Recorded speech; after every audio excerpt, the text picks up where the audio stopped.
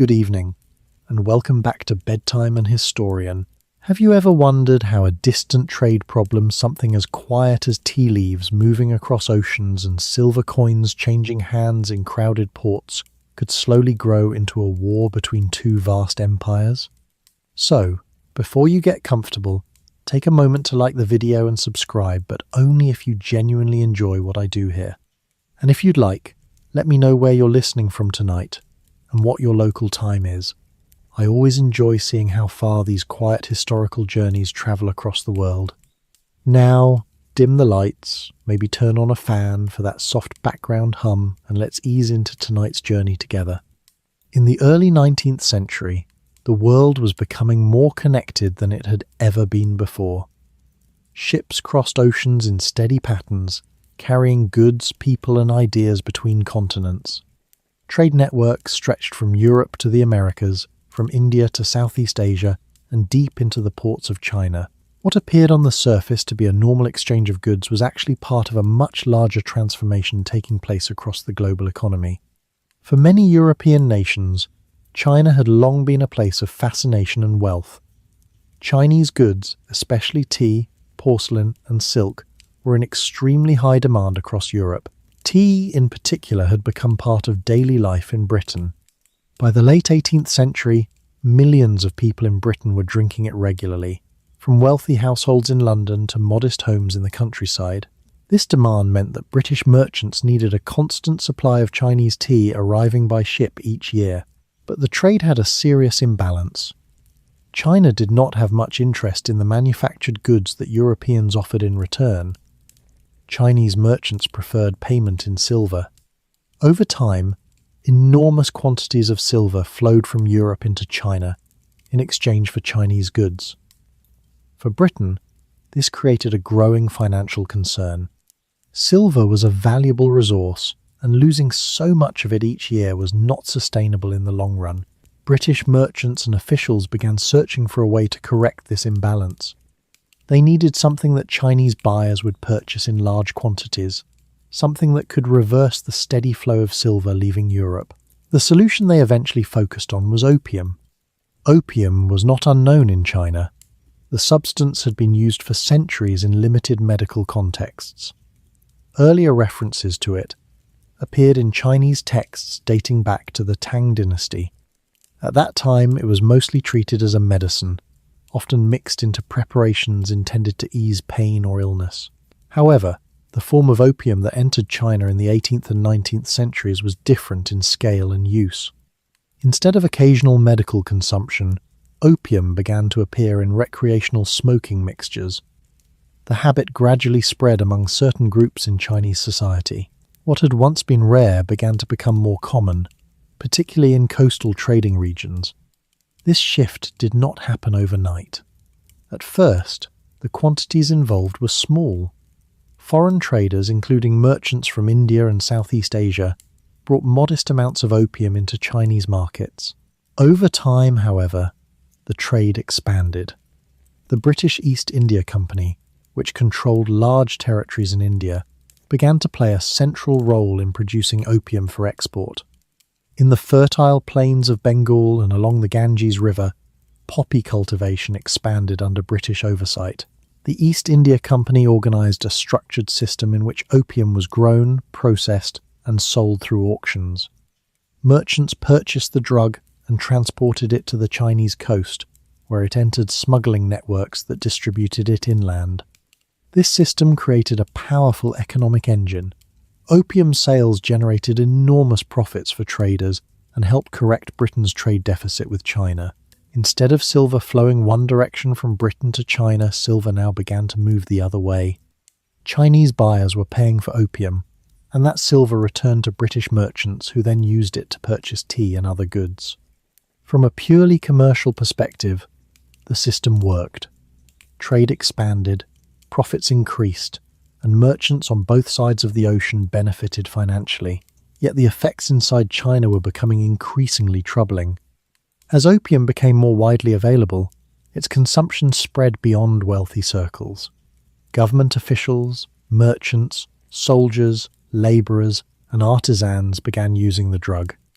In many cases, it started casually, but the substance was highly addictive. Once dependency formed, it could be difficult to stop. Communities began noticing changes. Productivity declined among some workers. Families struggled with addiction among relatives. Officials worried that soldiers and administrators who relied on opium might become unreliable in their duties. The issue was not only social but also economic. Large amounts of silver were now leaving China to pay for the drug. This reversal of the silver flow alarmed the Qing government. For generations, the empire had benefited from a steady inflow of silver from international trade. Now the direction was changing. Silver reserves were shrinking, and officials feared that the economy might weaken if the trend continued. At the same time, local authorities along the coast faced a practical problem. The opium trade was technically illegal, but it had grown so profitable that corruption became common. Some merchants paid bribes to avoid enforcement.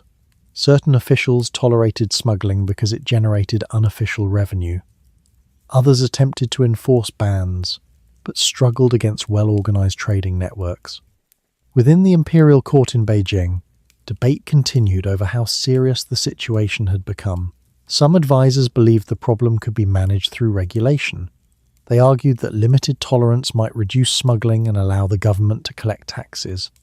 Others insisted that opium posed a direct threat to society and should be eliminated entirely. Among the most concerned was the Daoguang emperor. The emperor received reports describing rising addiction and declining silver reserves. These reports suggested that the issue had grown beyond a simple commercial matter. It now touched on the stability of the empire itself. By the late 1830s, the emperor decided that stronger action was necessary. In 1839, he appointed a senior scholar official named Lin Zexu as imperial commissioner and sent him south to the trading port of Canton. Lin Zexu had a reputation for integrity and determination. His task was clear: investigate the opium trade and end it. When Lin arrived in Canton, he found a complex environment. The city was the center of China's foreign commerce, where European traders, Chinese merchants, and government officials interacted daily. Foreign merchants operated from a district known as the 13 Factories, where warehouses, offices, and residences stood along the river. Lin immediately began gathering information. He questioned local officials about the scale of the opium trade and reviewed records of incoming ships. He also addressed Chinese merchants, warning them that the imperial government intended to enforce its prohibition more strictly than before. Foreign traders soon discovered that Lin Zexu was serious. He demanded that all merchants surrender their opium stocks.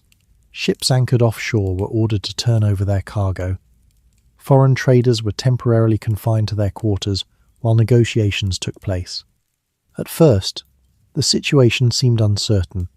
British merchants hesitated to comply, hoping that diplomatic pressure might resolve the conflict. But Lin refused to back down. Eventually, British Superintendent Charles Elliot persuaded the merchants to surrender their opium supplies. In total, more than 20,000 chests of opium were handed over to Chinese authorities. The scale of the confiscation was extraordinary. Lin Zexu arranged for the drug to be destroyed publicly.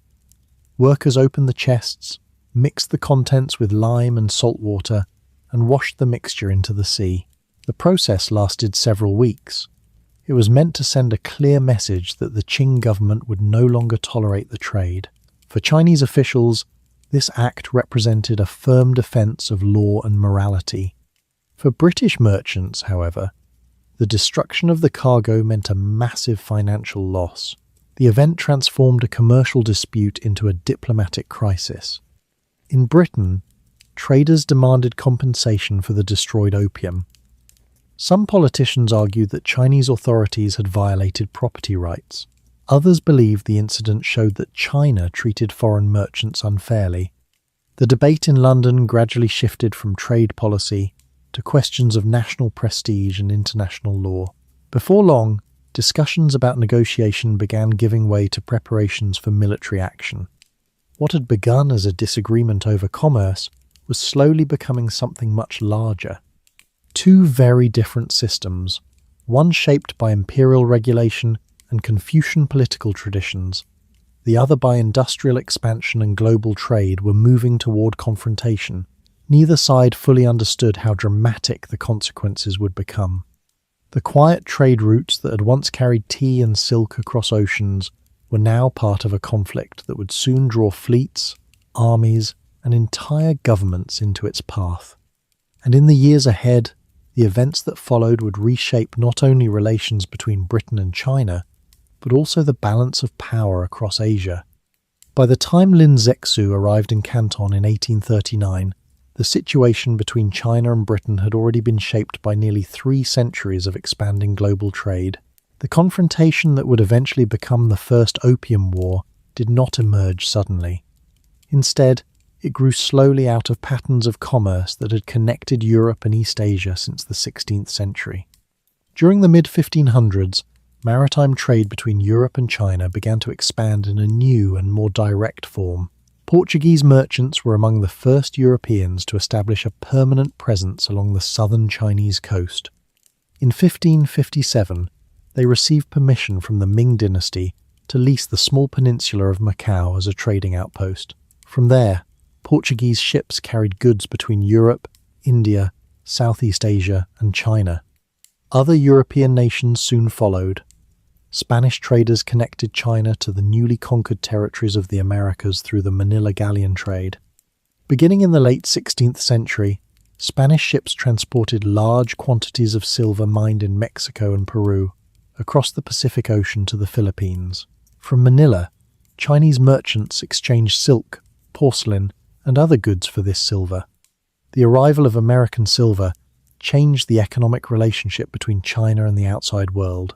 The Ming dynasty, and later the Qing dynasty, relied heavily on silver as the basis for taxes and monetary transactions. The new supply from the Americas strengthened China's economy and encouraged international trade. European merchants quickly recognized the opportunity. Chinese products were highly valued in Europe, particularly among wealthy consumers. Porcelain dishes, silk garments, lacquered furniture, and especially tea became fashionable imports. By the 17th century, Chinese tea had spread throughout European society. In Britain, tea drinking gradually became a daily habit across many social classes. The result was a steady flow of Chinese goods travelling westward. In exchange, silver travelled east. For European merchants, this imbalance created a persistent problem. European markets wanted Chinese goods, but China had little demand for European manufactured items. The Qing Empire was largely self-sufficient. Its internal economy produced most of what the population required. As a result, Chinese traders usually insisted on payment in silver bullion rather than foreign products. Throughout the 17th and 18th centuries, European ships carried increasing amounts of silver into Chinese ports to pay for tea and other goods. In Britain, this created growing concern among merchants and government officials. Silver was essential for maintaining the stability of European currencies and financial systems. Losing large quantities of it through trade raised fears that the imbalance might weaken the national economy. British traders therefore began searching for goods that Chinese buyers might be willing to purchase. The British East India Company played a central role in this search. Founded at the start of the 17th century, the company had gradually become one of the most powerful commercial organizations in the world. By the late 18th century, it controlled large territories in India and operated fleets of ships across Asia. Through its position in India, the company had access to agricultural resources that could be developed for export. Among these resources was the opium poppy. In regions such as Bengal and the Ganges River Valley, poppy cultivation could be organized on a large scale. Under the supervision of the East India Company, farmers produced raw opium that was processed into dense cakes suitable for transport. The company itself did not ship opium directly into China. Instead, it sold the drug at auctions in the city of Calcutta. Private merchants purchased the opium and carried it across the Indian Ocean to the Chinese coast. There it entered a complex system of smuggling and distribution operated by Chinese traders. By the early 19th century, this system had grown into a major commercial network. Ships carrying opium often anchored at offshore islands near the Pearl River Delta, where the entrances to Canton's harbour could be monitored. Chinese dealers then transported the drug inland, using smaller vessels and riverboats. Because the trade was technically illegal under Qing law, many transactions occurred outside official channels. Despite the prohibition, enforcement proved difficult. Local authorities faced constant pressure from merchants who profited from the trade. Bribes and informal agreements sometimes allowed smuggling operations to continue. At the same time, the demand for opium among Chinese consumers was increasing. As prices fell and supply grew, the drug became more accessible to people beyond elite circles. From the British perspective, the system solved the trade imbalance that had troubled merchants for decades. Silver now flowed out of China in exchange for opium shipments. British traders used that silver to purchase tea and other Chinese goods. The cycle allowed British commerce in East Asia to expand rapidly. Within China, however, the consequences were becoming increasingly visible. Government officials reported that the outflow of silver was affecting the empire's monetary stability. Taxes collected in silver became harder to obtain. Prices fluctuated in certain regions. Officials worried that these economic effects might weaken the government's ability to manage its finances. The social consequences of widespread opium use were also troubling. Some individuals used the drug occasionally without severe consequences. Others developed strong dependency. Officials reported cases in which workers neglected their duties or soldiers struggled to maintain discipline. Although the overall number of addicted users was difficult to measure, the perception of a growing problem spread through official reports and public discussions. The Qing government had already attempted to restrict the drug long before the arrival of Lin Zexu. As early as 1729, imperial authorities issued regulations prohibiting the sale of opium for smoking. Later decrees in 1796 and 1799 strengthened these bans.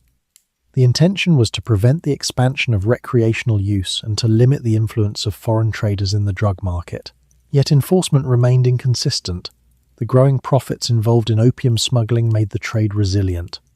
Merchants continued bringing the drug into coastal waters, and distribution networks inside China adapted to avoid detection. By the beginning of the 19th century, the situation had become more complicated due to broader changes in the global economy. The Industrial Revolution was transforming Britain. Factories produced increasing quantities of manufactured goods. British merchants and politicians began advocating for a new economic philosophy often described as free trade. According to this view, international commerce should operate with fewer restrictions, allowing goods to move across borders with minimal interference from governments. China's trade system was organized differently. Foreign merchants were required to conduct business only through Canton under a structure known as the Canton system. Within this system, a group of licensed Chinese merchants known as the Kohong acted as intermediaries between foreign traders and Qing officials. Foreign merchants could not travel freely inside China or establish direct contact with most government authorities. For British traders, these restrictions were frustrating. They believed that China's market had enormous potential if it were opened more widely to foreign commerce. Several diplomatic missions attempted to negotiate new trading arrangements. In 1793, the British government sent Lord George Macartney to China to request expanded commercial privileges. Macartney hoped to persuade the Qing court to open additional ports and establish regular diplomatic relations. The mission reached the imperial court, but the negotiations produced little change. The Qing emperor regarded Britain as a distant trading partner rather than an equal power. The existing Canton system remained in place. A second British embassy, led by William Amherst, visited China in 1816. This mission also failed to secure new concessions. Cultural misunderstandings and disagreements over diplomatic customs made negotiations difficult. As these attempts failed, British frustration with the trade system continued to grow. Meanwhile, the opium trade expanded further. Private merchants from Britain, the United States, and other nations entered the market. Competition increased the volume of opium arriving in Chinese waters. Prices declined, making the drug easier to obtain for a larger portion of the population. Chinese officials watched these developments with increasing concern. By the 1830s, the amount of opium entering China each year had risen dramatically compared with earlier decades. The trade that once involved a few thousand chests annually now reached tens of thousands. At the same time, the outflow of silver from China accelerated. Reports presented to the imperial court described a troubling reversal. For centuries, silver had flowed into China from global trade. Now it was leaving the empire to pay for imported opium. This financial shift worried the Daoguang emperor. He concluded that the problem could no longer be managed through limited enforcement or regional regulation. The trade itself had to be confronted directly. If the opium trade continued unchecked, officials feared that the empire might suffer economic and social instability. The emperor therefore decided to appoint a commissioner with extraordinary authority. Lin Zexu was chosen for the task. His mission was not simply to investigate the trade, but to eliminate it. The emperor expected him to confront both foreign merchants and Chinese smugglers. His orders allowed him to impose severe penalties on those who continued participating in the trade. When Lin began his work in Canton, he quickly realized that the situation was larger than many officials in Beijing had understood.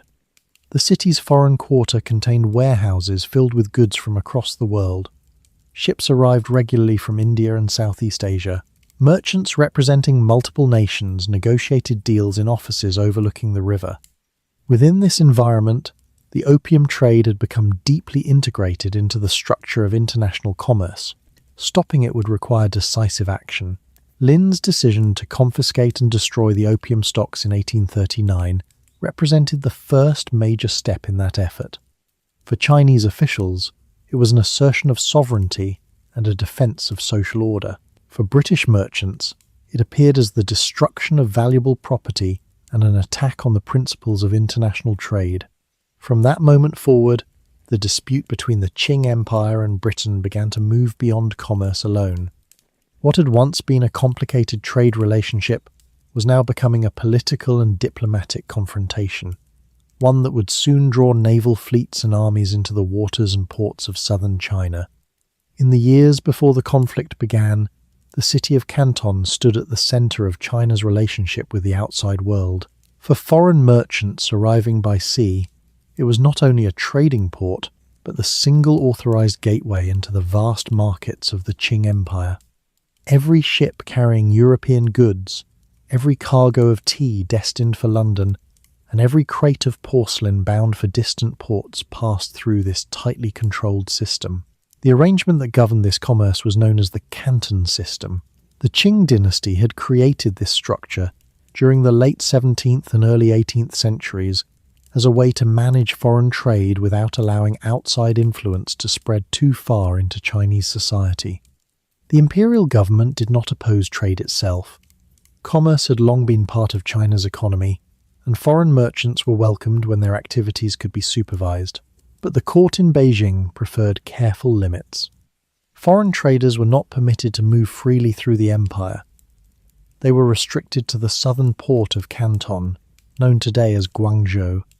This city sat near the mouth of the Pearl River, one of the great waterways of southern China.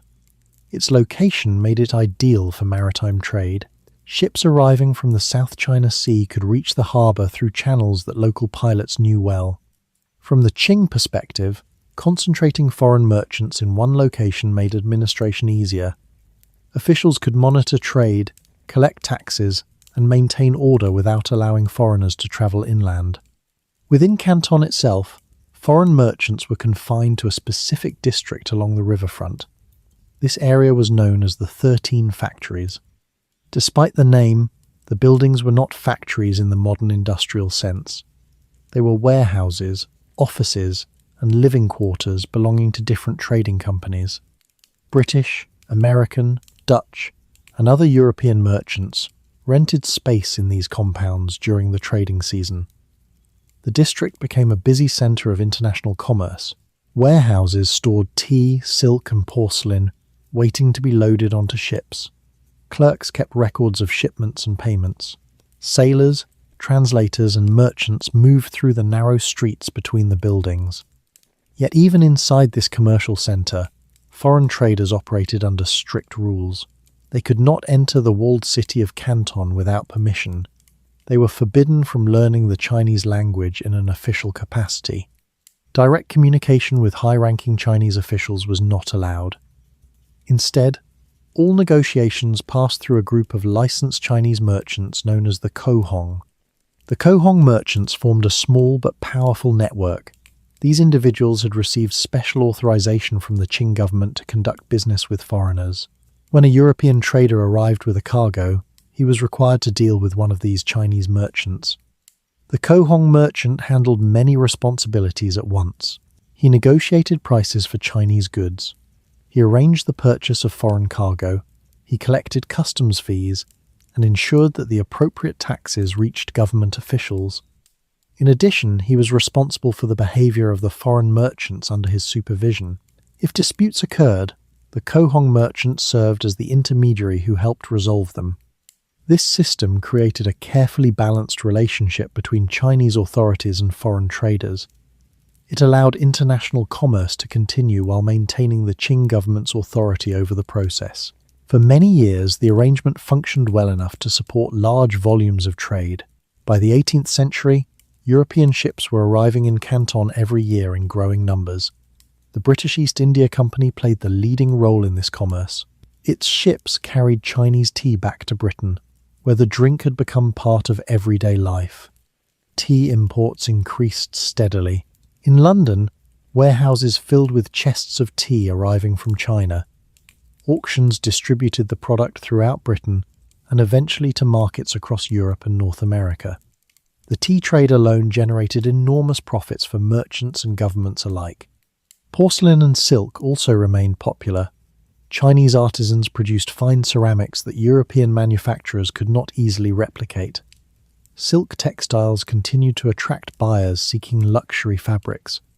As demand for these goods grew, the Canton system remained the channel through which nearly all of them passed. But from the perspective of many Western merchants, the system had several frustrating limitations. Foreign traders were not allowed to establish permanent diplomatic relations with the Qing court. They could not negotiate directly with officials responsible for imperial policy. Communication had to pass through the Kohong merchants and local administrators in Canton. Furthermore, foreigners could not open trading posts in other Chinese ports. Even though China possessed a long coastline and many prosperous cities, foreign ships were expected to conduct all commerce through the single location authorized by the government. For merchants who believed strongly in expanding international trade, these restrictions appeared unnecessary. In Britain, a new generation of economists had begun promoting the idea that commerce should operate freely across national boundaries. Writers such as Adam Smith argued that fewer restrictions would increase prosperity for all parties involved. Many British merchants embraced these ideas. They believed that China's markets could become far larger if trade barriers were removed. However, the Qing government saw the situation differently. From the imperial court's point of view, foreign merchants were guests allowed to conduct limited business under Chinese supervision. The empire did not depend on foreign trade for its survival. Agriculture, internal commerce, and regional industries provided the foundation of the economy.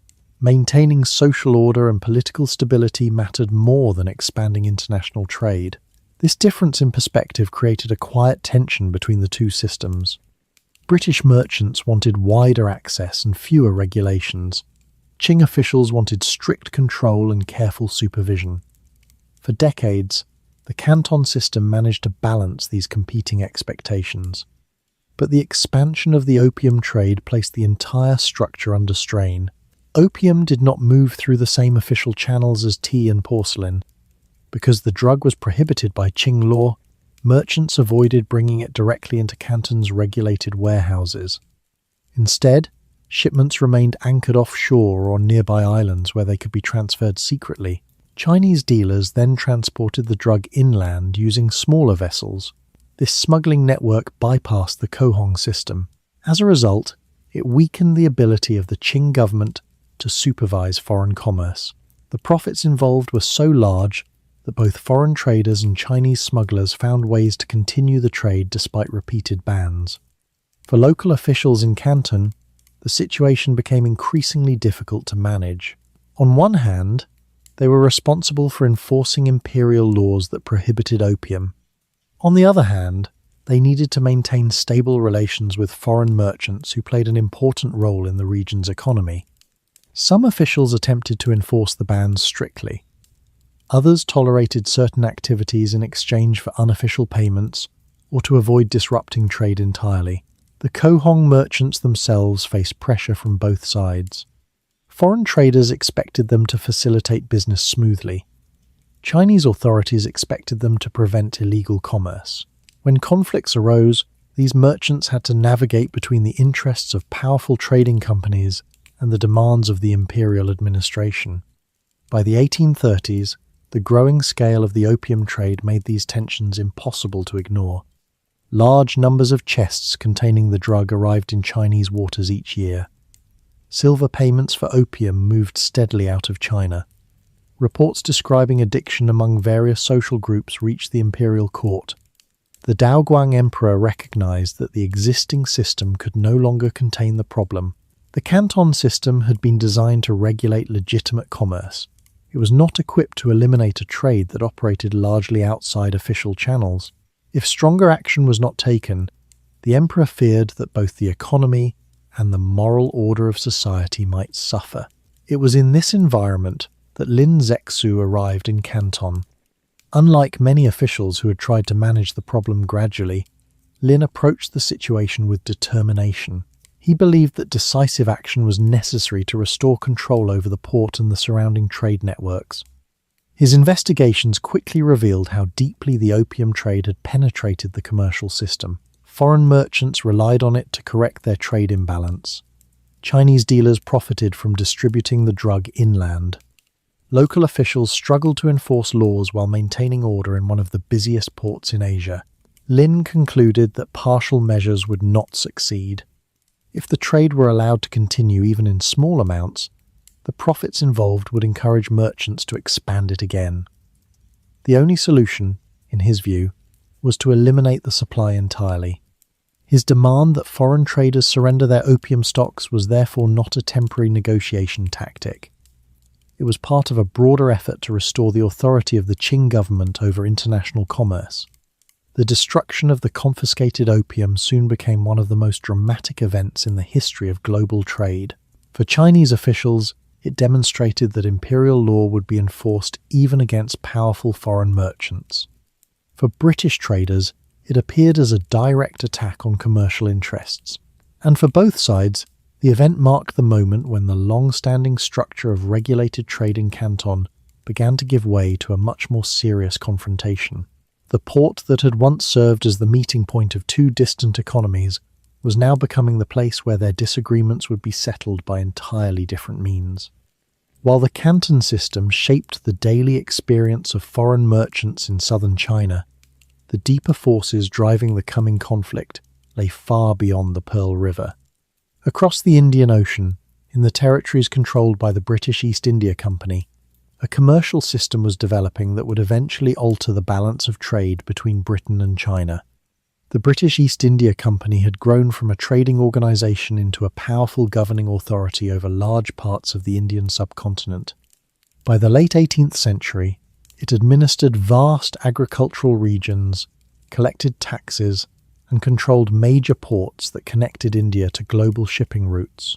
These territories became central to Britain's wider trading network across Asia. Within these lands, the cultivation of the opium poppy expanded steadily. The fertile plains of Bengal and the Ganges River Valley provided ideal conditions for growing the crop. Farmers working under company supervision planted poppies during the winter season. When the plants matured, workers collected the sticky sap from the pods.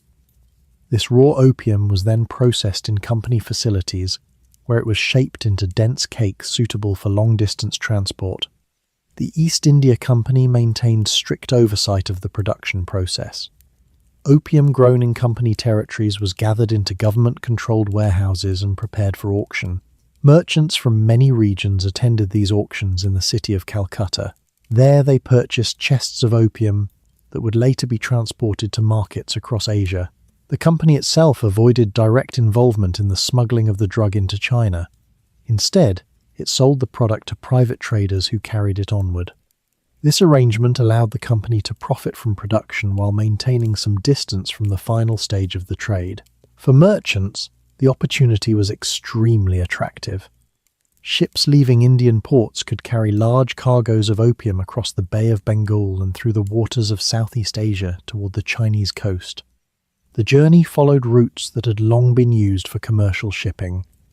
Once near the Pearl River Delta, the cargo was transferred into the distribution system that had developed around Canton. At sea, specialized vessels known as receiving ships often served as floating warehouses. These ships remained anchored outside the main harbour areas where direct inspection by Chinese authorities was less likely. Smaller boats operated by Chinese traders approached them under cover of night or during busy trading periods. Cargo was transferred quietly from one vessel to another. From there, the opium moved inland, along rivers and canals that connected southern China to distant provinces. The network relied on experienced sailors, merchants, and local agents who understood how to avoid detection. By the early 19th century, this system had grown into a major commercial enterprise. Each chest of opium represented a valuable commodity. The profits from selling it in China could exceed the cost of production many times over. For merchants willing to accept the risks involved in smuggling, the potential rewards were considerable. The scale of the trade increased year by year. In the late 18th century, annual shipments into China were measured in a few thousand chests. By the 1830s, the number had risen dramatically. Tens of thousands of chests entered Chinese waters each year. The steady increase reflected both rising demand and the growing efficiency of the trade network. The economic effect of this expansion was immediate. Silver began to flow out of China in significant quantities as buyers paid for the drug. British merchants used that silver to purchase tea and other goods that would be shipped to Europe. In this way, the opium trade solved the financial imbalance that had troubled British commerce for decades. For British traders and company officials, the system appeared to function effectively. It connected agricultural production in India with consumer demand in China. It supported shipping networks that linked multiple regions of Asia, and it generated profits that strengthened Britain's commercial presence in the global economy. Yet this success also created a growing problem for the Qing government. Reports reaching Beijing described a steady outflow of silver from Chinese markets. This shift threatened the stability of the monetary system that depended heavily on silver as a medium of exchange. Officials feared that if the trend continued, it could weaken the empire's finances. Equally troubling were the social consequences associated with opium consumption. Some users treated the drug as a luxury or occasional recreation. Others became dependent on it.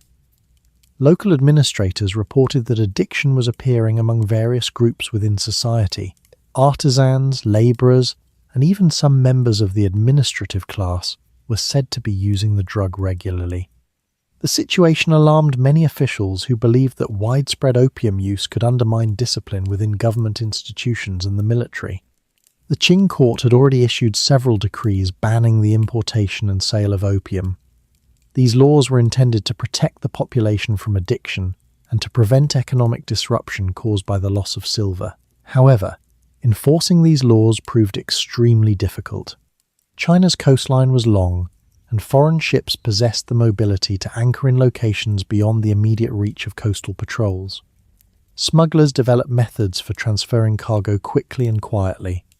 Even when authorities intercepted shipments, the profits involved encouraged traders to continue their activities. At the same time, corruption complicated enforcement efforts. Some officials responsible for policing the trade accepted payments to overlook certain activities. Others lacked the resources necessary to monitor busy ports effectively. As the opium trade expanded, the gap between official law and actual practice became increasingly visible. Within the imperial court, debates over the appropriate response continued. One group of advisors argued that the government should regulate the trade, rather than attempt to eliminate it entirely. They believed that legalization combined with taxation might reduce smuggling. and allow the state to recover lost revenue.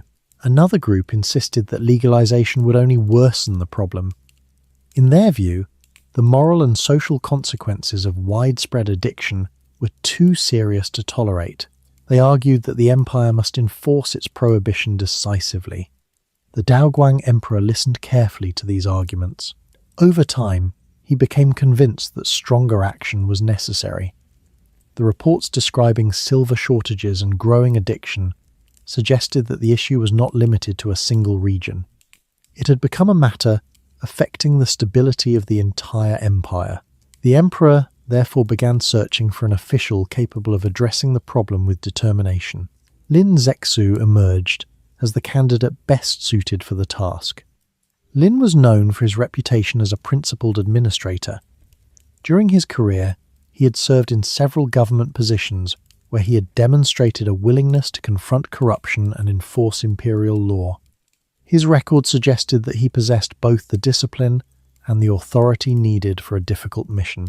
In 1839, the emperor appointed Lin as imperial commissioner and ordered him to travel to Canton. The instructions he carried were clear. He was to investigate the opium trade thoroughly, punish those involved in smuggling, and ensure that foreign merchants understood the seriousness of the prohibition. When Lin reached Canton, he entered a city that had become one of the busiest trading centres in Asia. Foreign merchants operated from their compounds along the river. Chinese traders managed warehouses filled with goods destined for ships bound for distant markets. Small boats moved constantly across the water, carrying cargo between anchored vessels and the docks. The city's prosperity depended heavily on international commerce. But beneath this surface of busy trade, Lin quickly discovered that the opium market had become deeply entrenched. The networks distributing the drug extended far beyond the port itself. They involved merchants, sailors, and local intermediaries who had developed efficient methods for moving the substance throughout the region. Lin recognized that addressing the problem would require decisive action rather than gradual reform.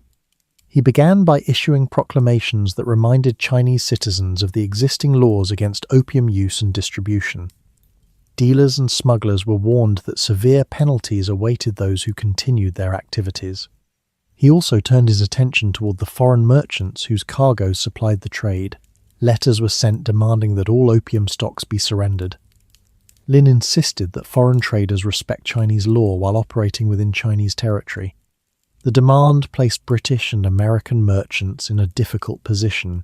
The drug they possessed represented enormous financial value. Surrendering it would mean accepting heavy losses. Refusing to comply, however, risked provoking direct confrontation with Chinese authorities. The negotiations that followed moved slowly. Foreign merchants hoped that diplomatic pressure from their governments might lead to a compromise. Lin, however, showed little interest in partial solutions. From his perspective, the issue was simple. The opium trade violated imperial law and threatened the stability of society. Therefore, it had to end. The confrontation that developed in Canton during the spring of 1839 soon became one of the defining moments in the relationship between China and the Western trading powers. When Lin Zexu finally secured the surrender of the opium cargoes and arranged for their destruction, he believed he had successfully enforced the emperor's orders. But the consequences of that decision were already beginning to unfold far beyond the shores of southern China. In Britain, merchants who had lost valuable cargo demanded compensation. Politicians began debating whether the destruction of the opium should be treated as a commercial dispute or as an offence against national interests. As the 1830s progressed, the opium trade continued to expand across China in ways that alarmed officials throughout the Qing Empire. What had once been confined to limited coastal circles gradually moved inland along rivers, canals, and overland trading routes. By the time Commissioner Lin Zexu arrived in Canton, the problem had become visible across multiple layers of Chinese society. The spread of opium use followed the same networks that had long supported commerce in China. Merchants carried goods along the Grand Canal, through the Yangtze River basin, and across the southern provinces. These transportation routes connected distant cities and markets that had been trading with one another for centuries. As opium moved along these channels, it reached communities that had previously encountered the drug only rarely. At first, smoking opium remained associated with wealth and leisure. Some members of the elite class adopted the habit as a fashionable indulgence. Elaborate pipes, decorated trays, and carefully prepared mixtures became part of a ritualized practice in certain social circles. The act of smoking was sometimes described as a refined pastime, similar to drinking tea or enjoying poetry in quiet company.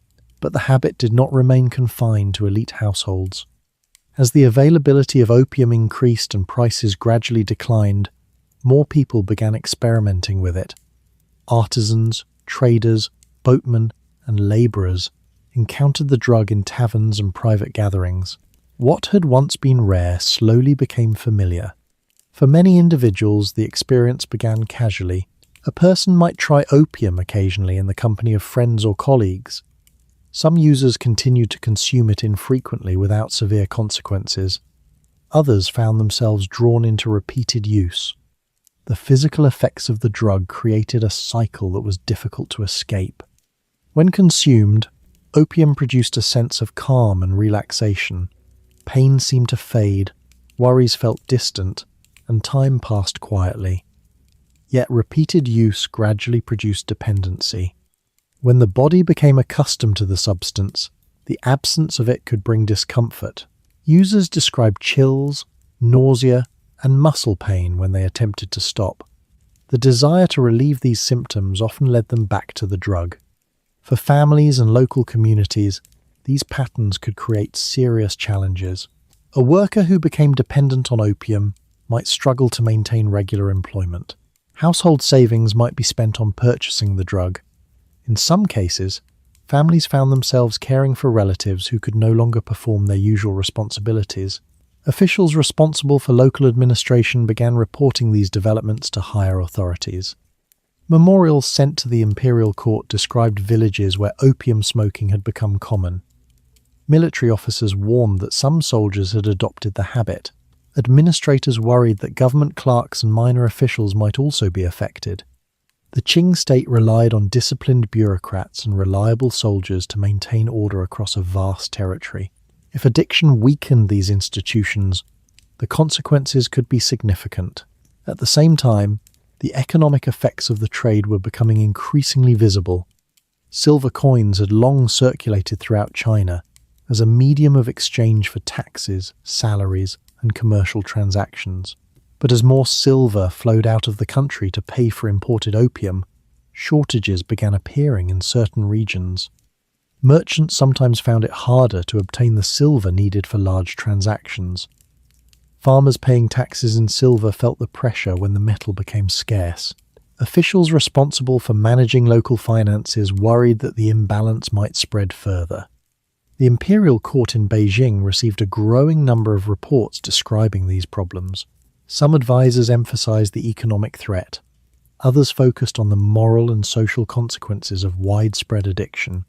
Together, these concerns created a sense that the opium trade was undermining the foundations of Qing governance. The Daoguang emperor responded with increasing seriousness. Imperial edicts reminded officials that the use and distribution of opium were illegal. Those caught trafficking the drug could face severe punishment. In some cases, the penalties included exile, imprisonment, or even execution. Yet despite these measures, the trade continued. Smugglers adapted quickly to new enforcement efforts. When authorities increased patrols in one harbour, traders shifted their operations to another. Receiving ships anchored further offshore, cargo transfers occurred at night or in remote inlets.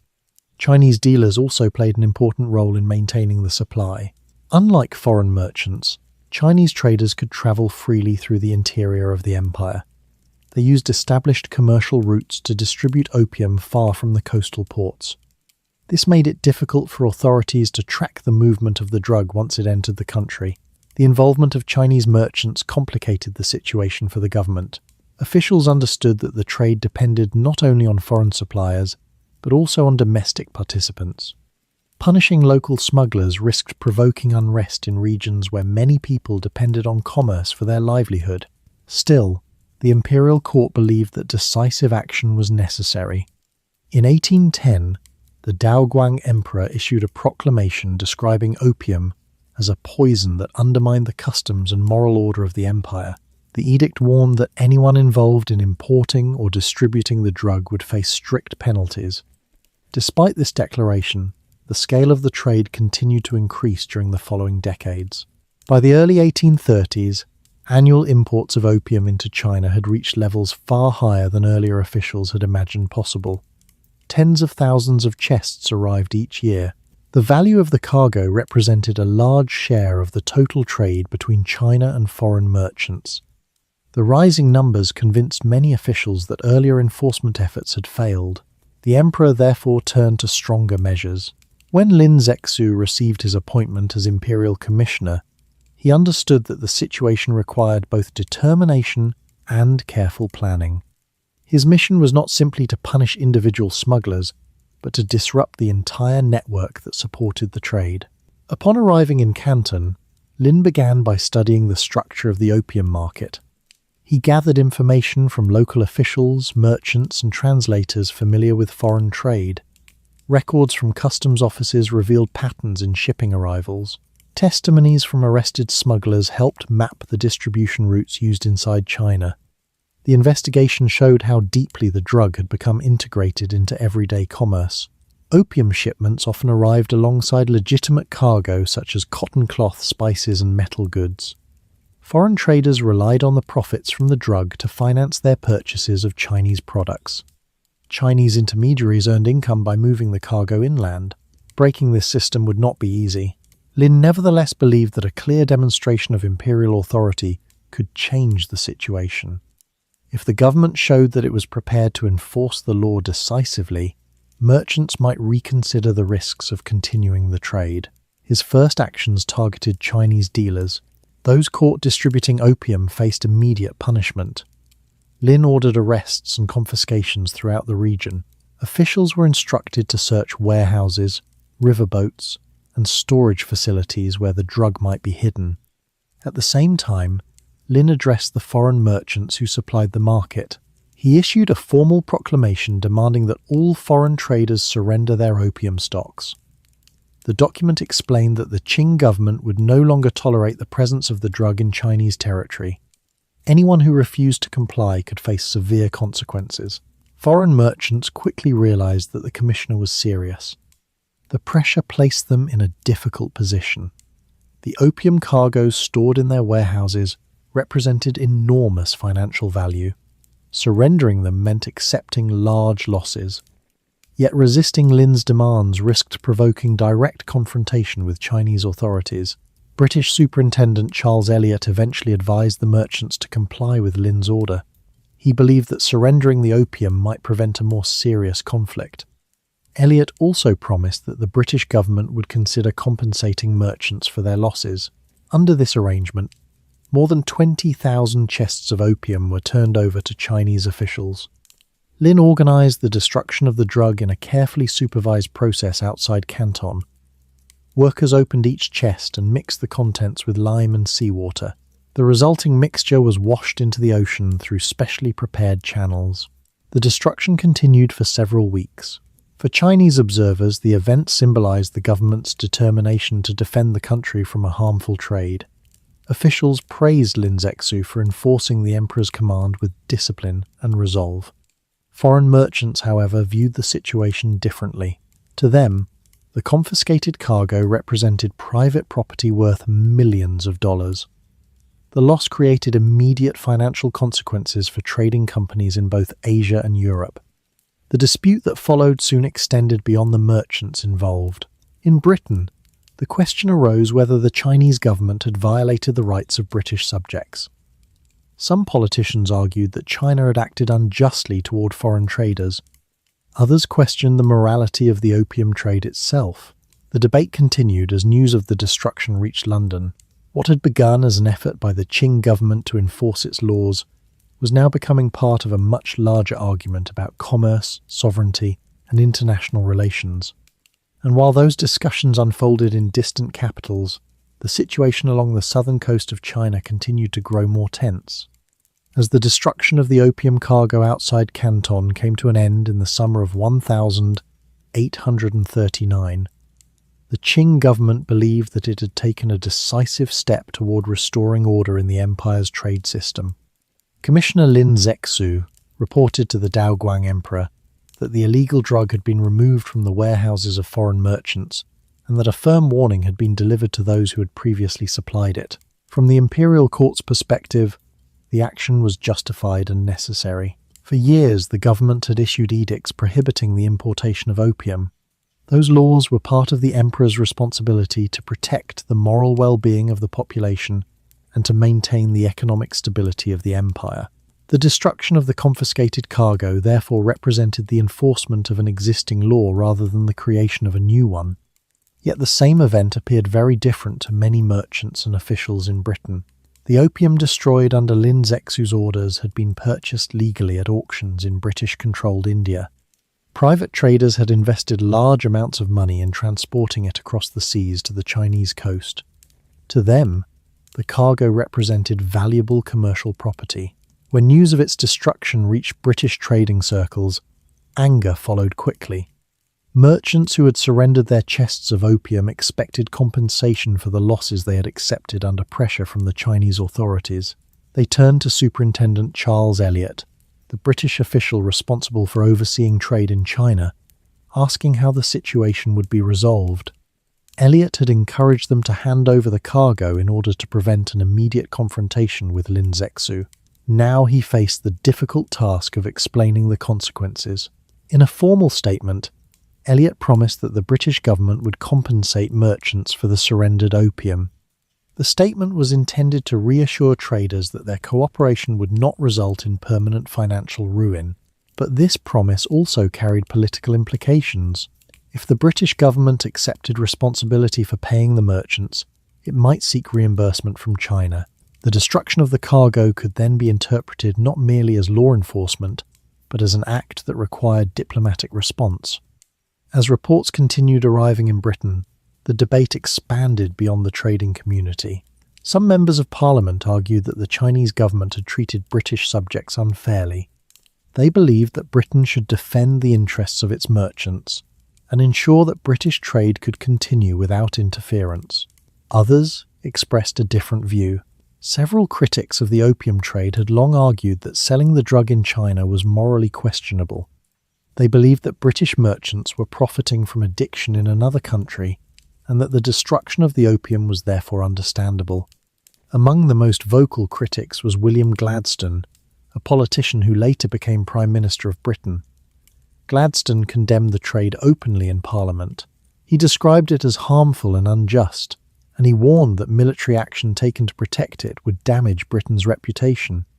These disagreements revealed a deep division in British public opinion. For merchants and their supporters, the central issue involved property rights and the principle of free trade. If Chinese authorities could seize and destroy goods belonging to foreign traders, they argued, then British commerce across Asia might be threatened. For critics of the trade, the issue involved moral responsibility.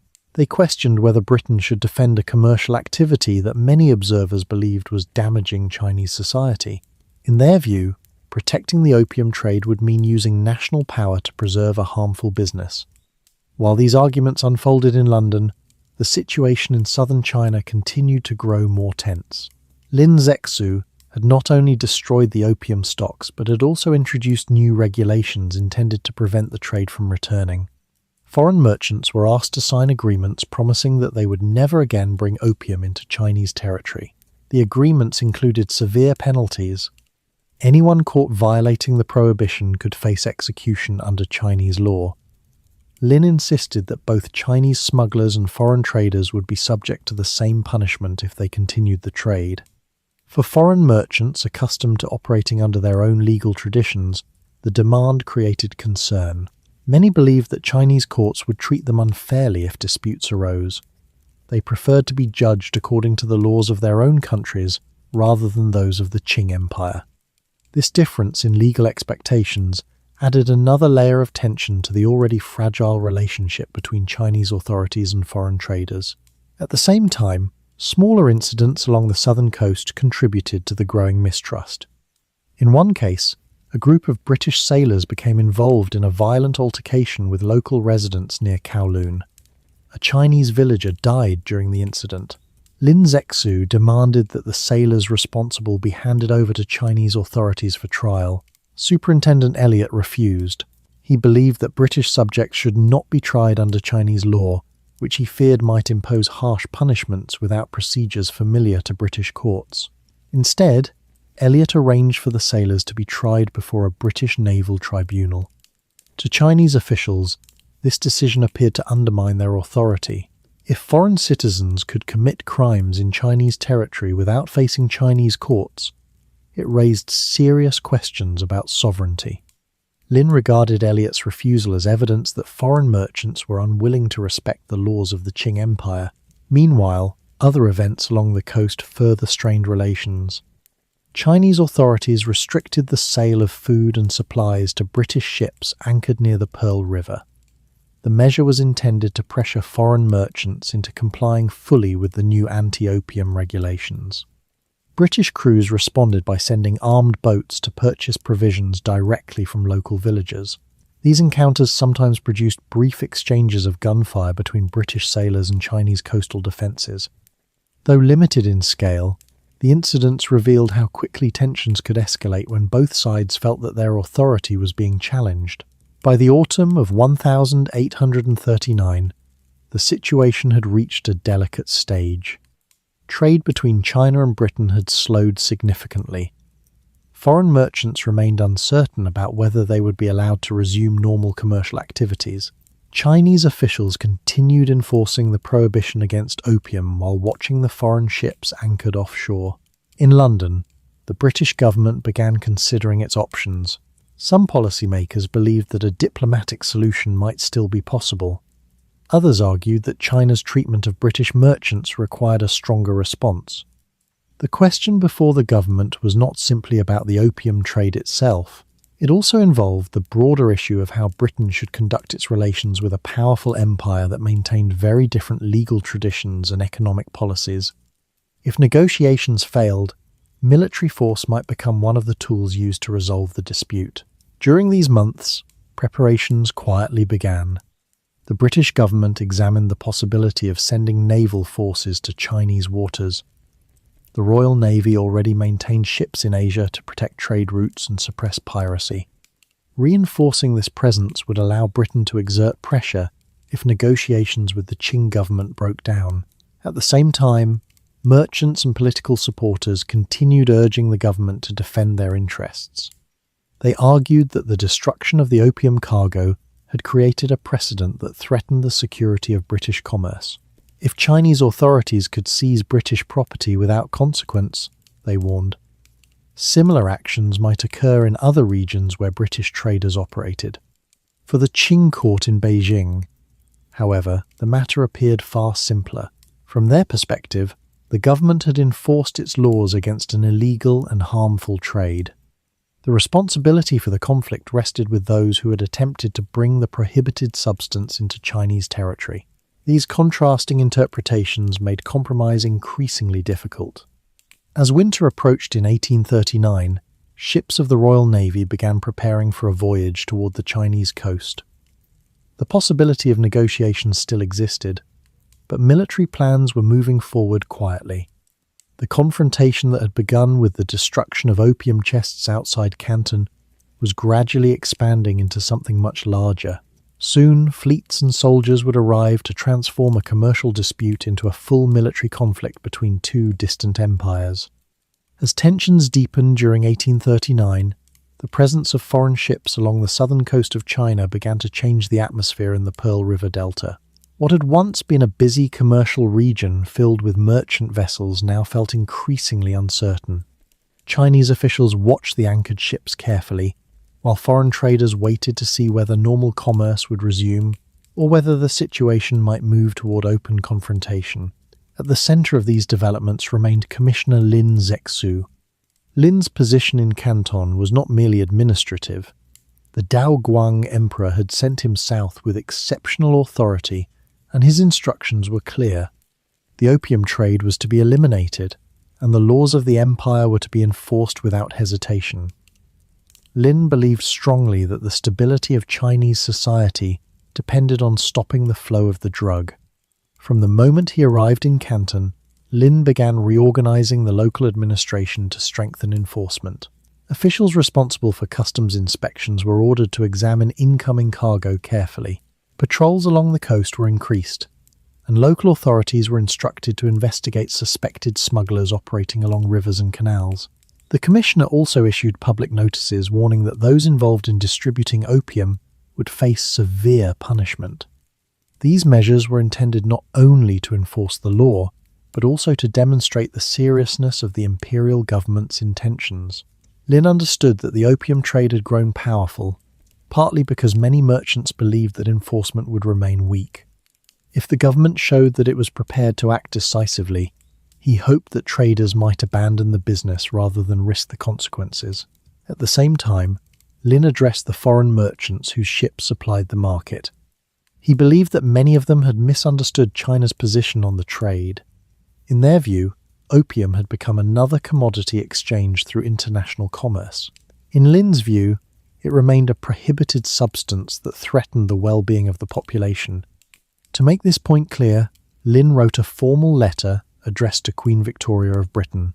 The document appealed directly to the British monarch's sense of fairness. Lin explained that China had long permitted foreign merchants to trade freely in legitimate goods such as tea and silk. In return, he argued, those merchants should respect Chinese law when conducting business in Chinese territory. The letter questioned how Britain could allow its traders to sell a harmful drug abroad while the same substance was restricted at home. Lin's message was written carefully and respectfully.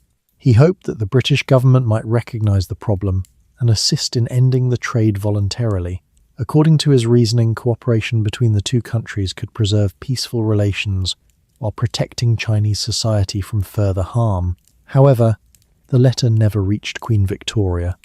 Historical accounts suggest that it was either lost during transit or intercepted before it could be delivered to the British court. As a result, the appeal, Lin intended as a diplomatic gesture, did not influence the decisions being debated in London.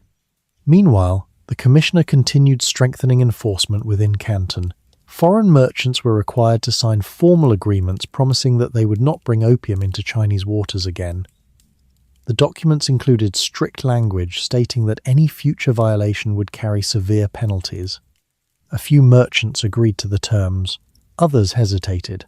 They feared that signing such agreements might expose them to legal risks if disputes arose later. Superintendent Charles Elliot advised British traders not to accept the conditions, arguing that they placed foreign merchants under the direct authority of Chinese law. This disagreement widened the divide between the two sides. Lin regarded the refusal to sign the agreements as evidence that foreign traders intended to continue the opium trade secretly. Elliot interpreted Lin's demands as excessive and incompatible with the legal protections expected by British subjects abroad.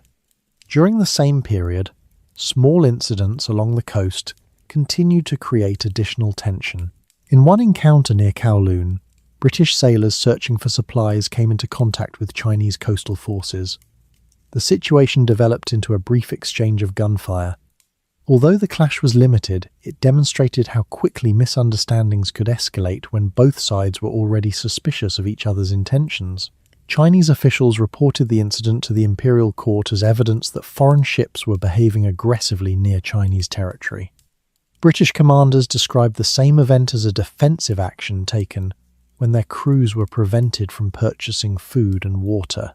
These conflicting interpretations reflected the broader communication difficulties between the two governments. Cultural differences played a role in these misunderstandings. The Qing dynasty operated under a system in which foreign states were traditionally treated as tributary partners rather than diplomatic equals. Western nations, on the other hand, expected to conduct relations according to principles of sovereign equality between states. As trade disputes increased, these differing assumptions became more visible. While Chinese authorities believed they were enforcing domestic laws within their own territory, British officials often interpreted the same actions as obstacles to international commerce. Throughout the late months of 1839, foreign ships remained anchored near the Pearl River, waiting for instructions from their governments. Merchants hoped that a diplomatic settlement might allow trade to resume under new arrangements. Chinese officials hoped that the absence of opium shipments would gradually restore order. Yet behind these hopes, preparations were quietly advancing on both sides. In Britain, political leaders were reviewing reports sent from Canton by Superintendent Elliot and other observers. These reports described the destruction of the opium cargo, the restrictions placed on British merchants, and the growing tension along the coast. Some ministers concluded that the British government should respond firmly to protect the interests of its traders. Naval forces were already present in Asian waters. Reinforcements could be sent if the situation required stronger pressure. Discussions began about how such a force might be used if negotiations with the Qing government failed. Meanwhile, Lin Zexu continued his efforts to strengthen Chinese defences.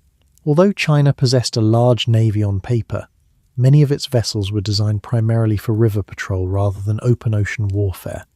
Coastal forts guarded important harbours, and artillery units protected key approaches to the Pearl River. Lin ordered repairs to several fortifications and increased the readiness of local military units. His intention was not necessarily to begin a war, but to ensure that Chinese authorities could respond if foreign ships attempted to challenge the government's authority. Despite these preparations, Lin remained confident that the situation could be resolved through determination rather than conflict. In his reports to the emperor, he expressed the belief that foreign merchants ultimately depended on Chinese trade for their profits. If the Qing government demonstrated that it would not tolerate the opium trade, he reasoned, the merchants would eventually comply. This confidence reflected the traditional understanding of China's place in the world. For centuries, foreign traders had come to Chinese ports seeking valuable goods. The Qing Empire had remained largely self-sufficient and politically stable during that time. Many officials assumed that the same pattern would continue, yet the global balance of power had begun to shift. Industrialization had transformed the economies of several European nations. Steam-powered ships, modern artillery, and new manufacturing techniques were gradually altering the nature of international trade and warfare. These developments were not yet fully understood by many officials in Beijing. As winter approached at the end of 1839, the situation along the southern coast remained uncertain. Commissioner Lin Zexu had successfully eliminated the opium stocks stored in Canton and had forced foreign merchants to suspend the trade temporarily. From the perspective of the Qing government, the law had been enforced and order restored. But far beyond the Pearl River Delta, decisions were being made that would soon bring a different kind of pressure to Chinese shores. Ships were gathering in distant ports, orders were being prepared, and the quiet waters of southern China were about to see the arrival of a new phase in the long dispute between two empires. By the spring of 1839, the confrontation between Commissioner Lin Zexu and the foreign merchants in Canton had reached a decisive moment. For several weeks, the merchants had been confined within their trading district while negotiations continued. Lin's position remained consistent throughout these discussions.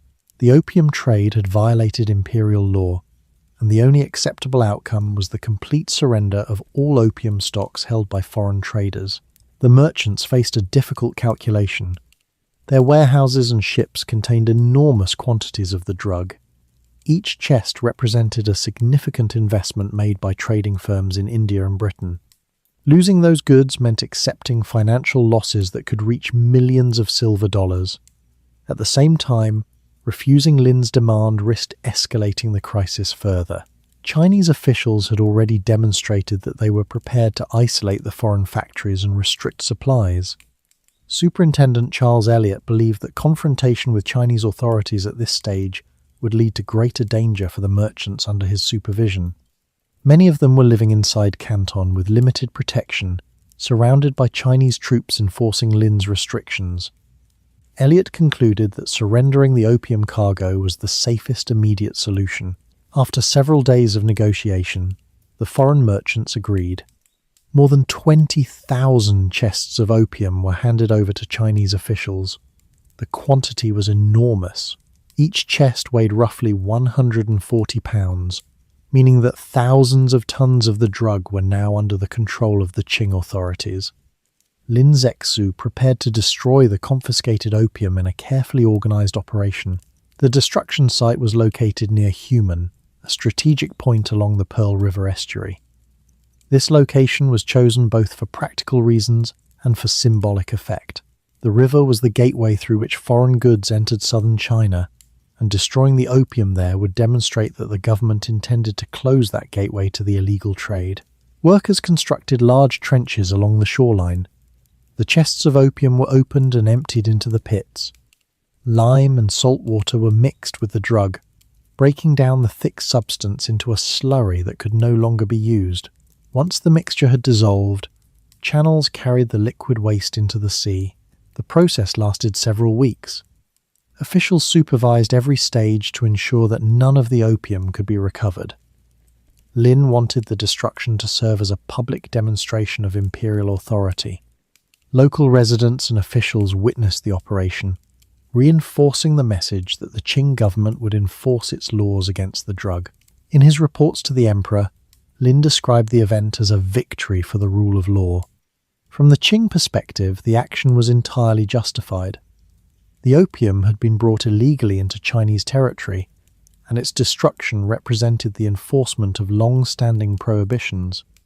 Lin believed that once foreign merchants saw that China would not tolerate the trade, they would abandon it and return to legitimate commerce.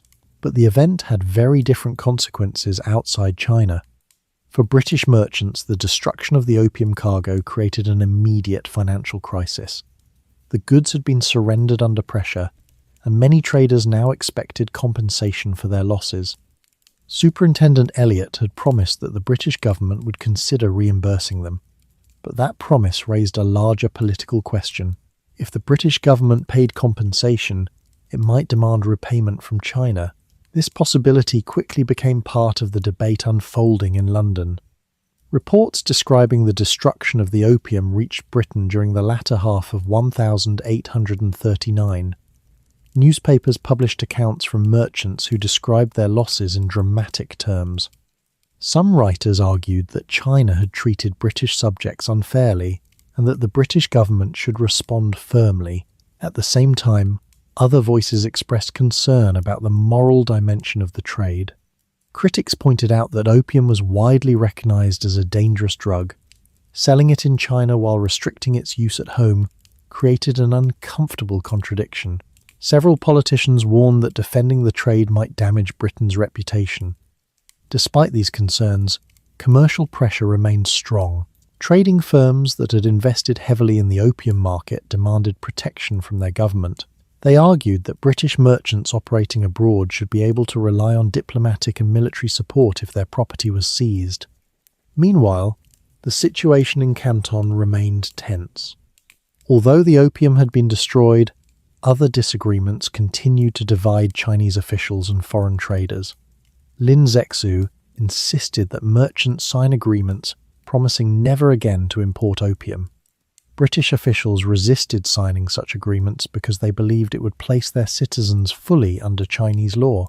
These legal disagreements reflected deeper differences between the two societies.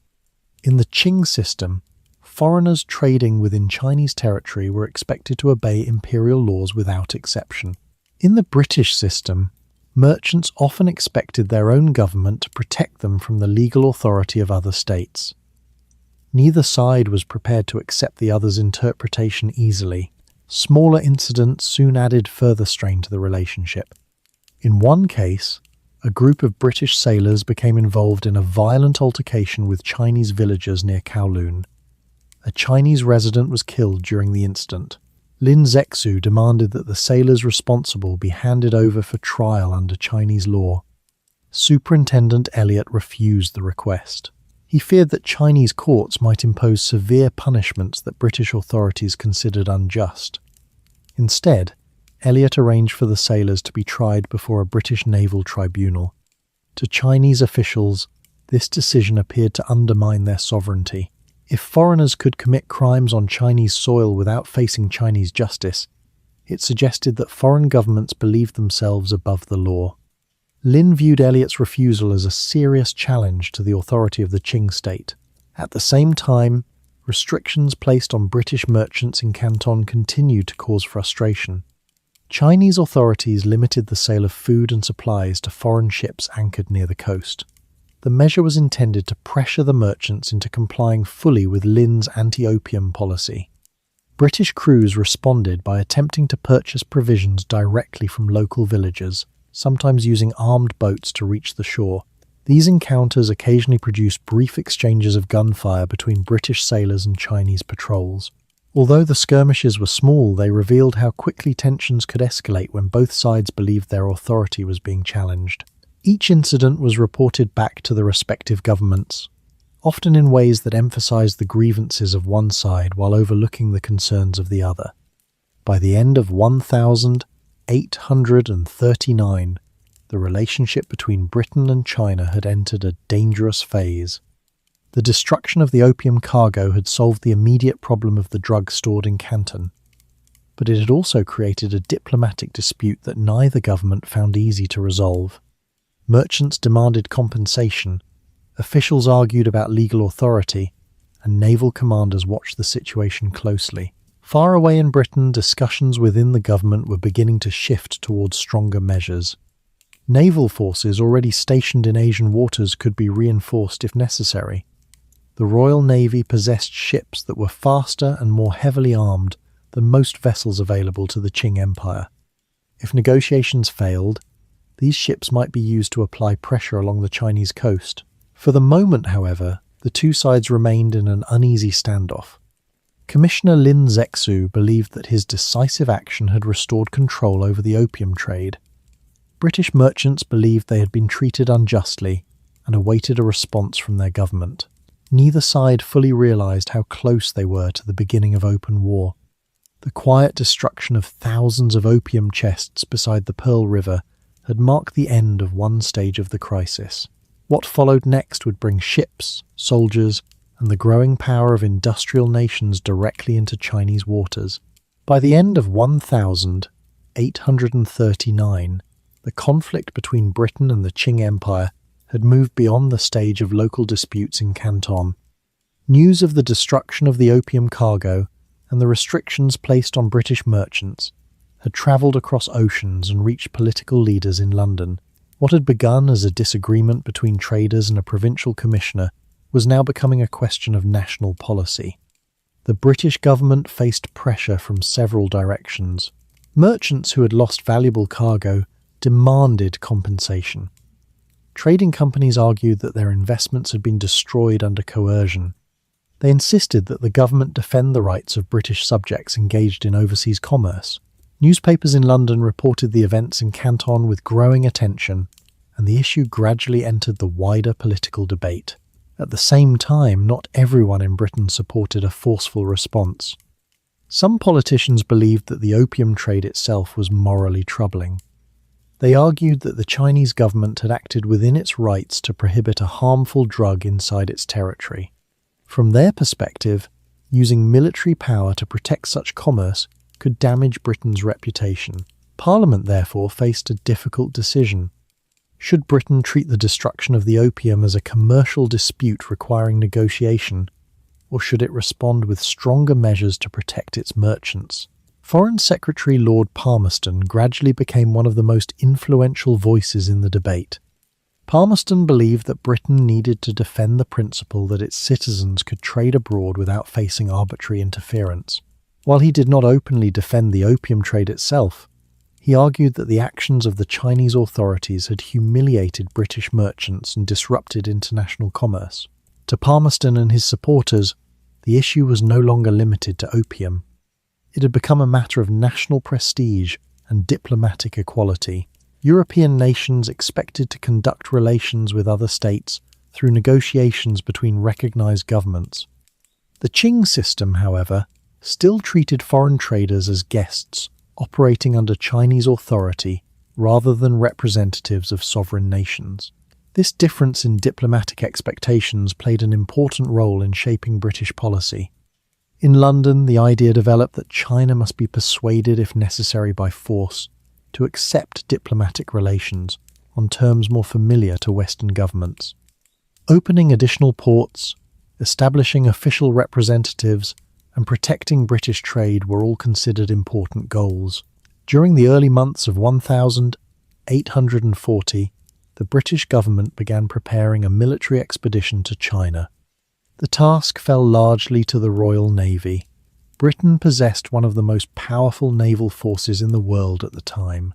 Its ships had been designed for long voyages and could operate across the oceans with relative independence.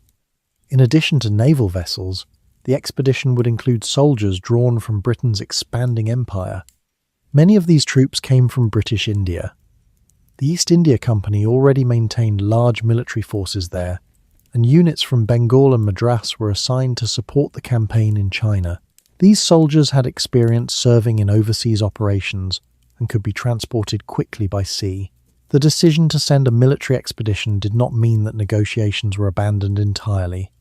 British leaders hoped that the presence of a powerful fleet might persuade the Qing government to reach an agreement without prolonged conflict.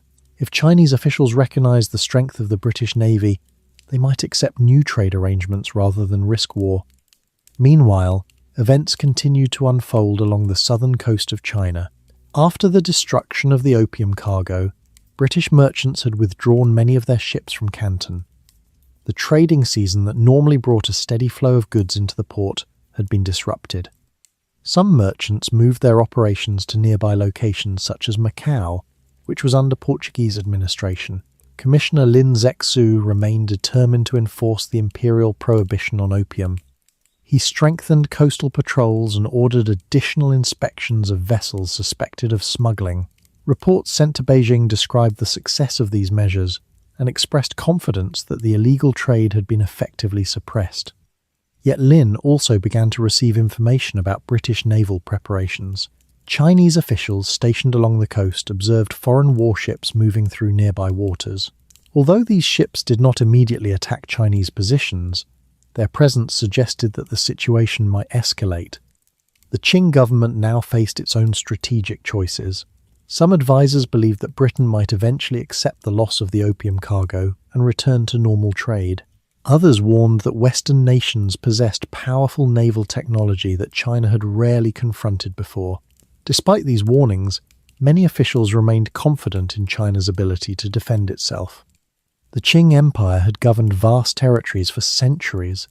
Its population and resources far exceeded those of most European nations. Many administrators assumed that foreign traders ultimately depended on Chinese markets and would hesitate to risk open conflict. This confidence was reinforced by earlier experiences with European traders. Foreign merchants had visited Chinese ports for generations without attempting large-scale military action. The imperial court therefore viewed the current dispute as another challenge that could likely be resolved through firmness and negotiation. But the balance of power in the 19th century was changing rapidly. Industrialization in Britain had produced new technologies that affected both commerce and warfare. Steam-powered ships were beginning to supplement traditional sailing vessels. Modern artillery allowed naval guns to fire more accurately and with greater destructive force. These developments gave the Royal Navy advantages that few Chinese officials fully understood. In the spring of 1840 British forces gathered in Asian waters. Ships assembled at strategic ports such as Singapore, where the expedition prepared to move north toward the Chinese coast. Naval officers reviewed maps of Chinese harbours and river systems while planning how best to apply pressure on the Qing government. The strategy developed by British planners focused on mobility. Instead of attempting to invade large inland regions, the Navy would target coastal ports and river entrances that were vital to Chinese commerce. By controlling these locations, Britain could disrupt trade and force negotiations without needing to occupy large territories. Meanwhile, the Qing court in Beijing continued receiving reports from Commissioner Lin. Lin described the successful suppression of the opium trade and recommended maintaining firm policies toward foreign merchants. He believed that if China remained resolute, the British would eventually accept Chinese law and resume legitimate commerce. Yet other officials began expressing concern that the situation might soon move beyond trade disputes. Some coastal commanders warned that British ships possessed artillery capable of damaging Chinese defences from distances that local cannons could not easily match.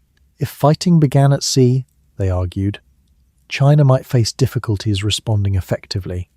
Despite these warnings, the imperial court remained cautious. The Daoguang Emperor hoped that diplomatic communication might still resolve the dispute. Envoys continued exchanging messages with British representatives, although progress remained limited. Throughout these months, the atmosphere along the Chinese coast grew increasingly tense. Merchant vessels waited uncertainly for the trading season to resume. Naval ships moved slowly through the surrounding waters, observing each other from a distance. Officials on both sides attempted to interpret the intentions of their counterparts. In many ways, the situation resembled a quiet pause before a larger storm. The destruction of the opium cargo had ended one stage of the crisis, but the underlying disagreements had not been resolved. Questions about trade rights, diplomatic equality, and legal authority remained unanswered.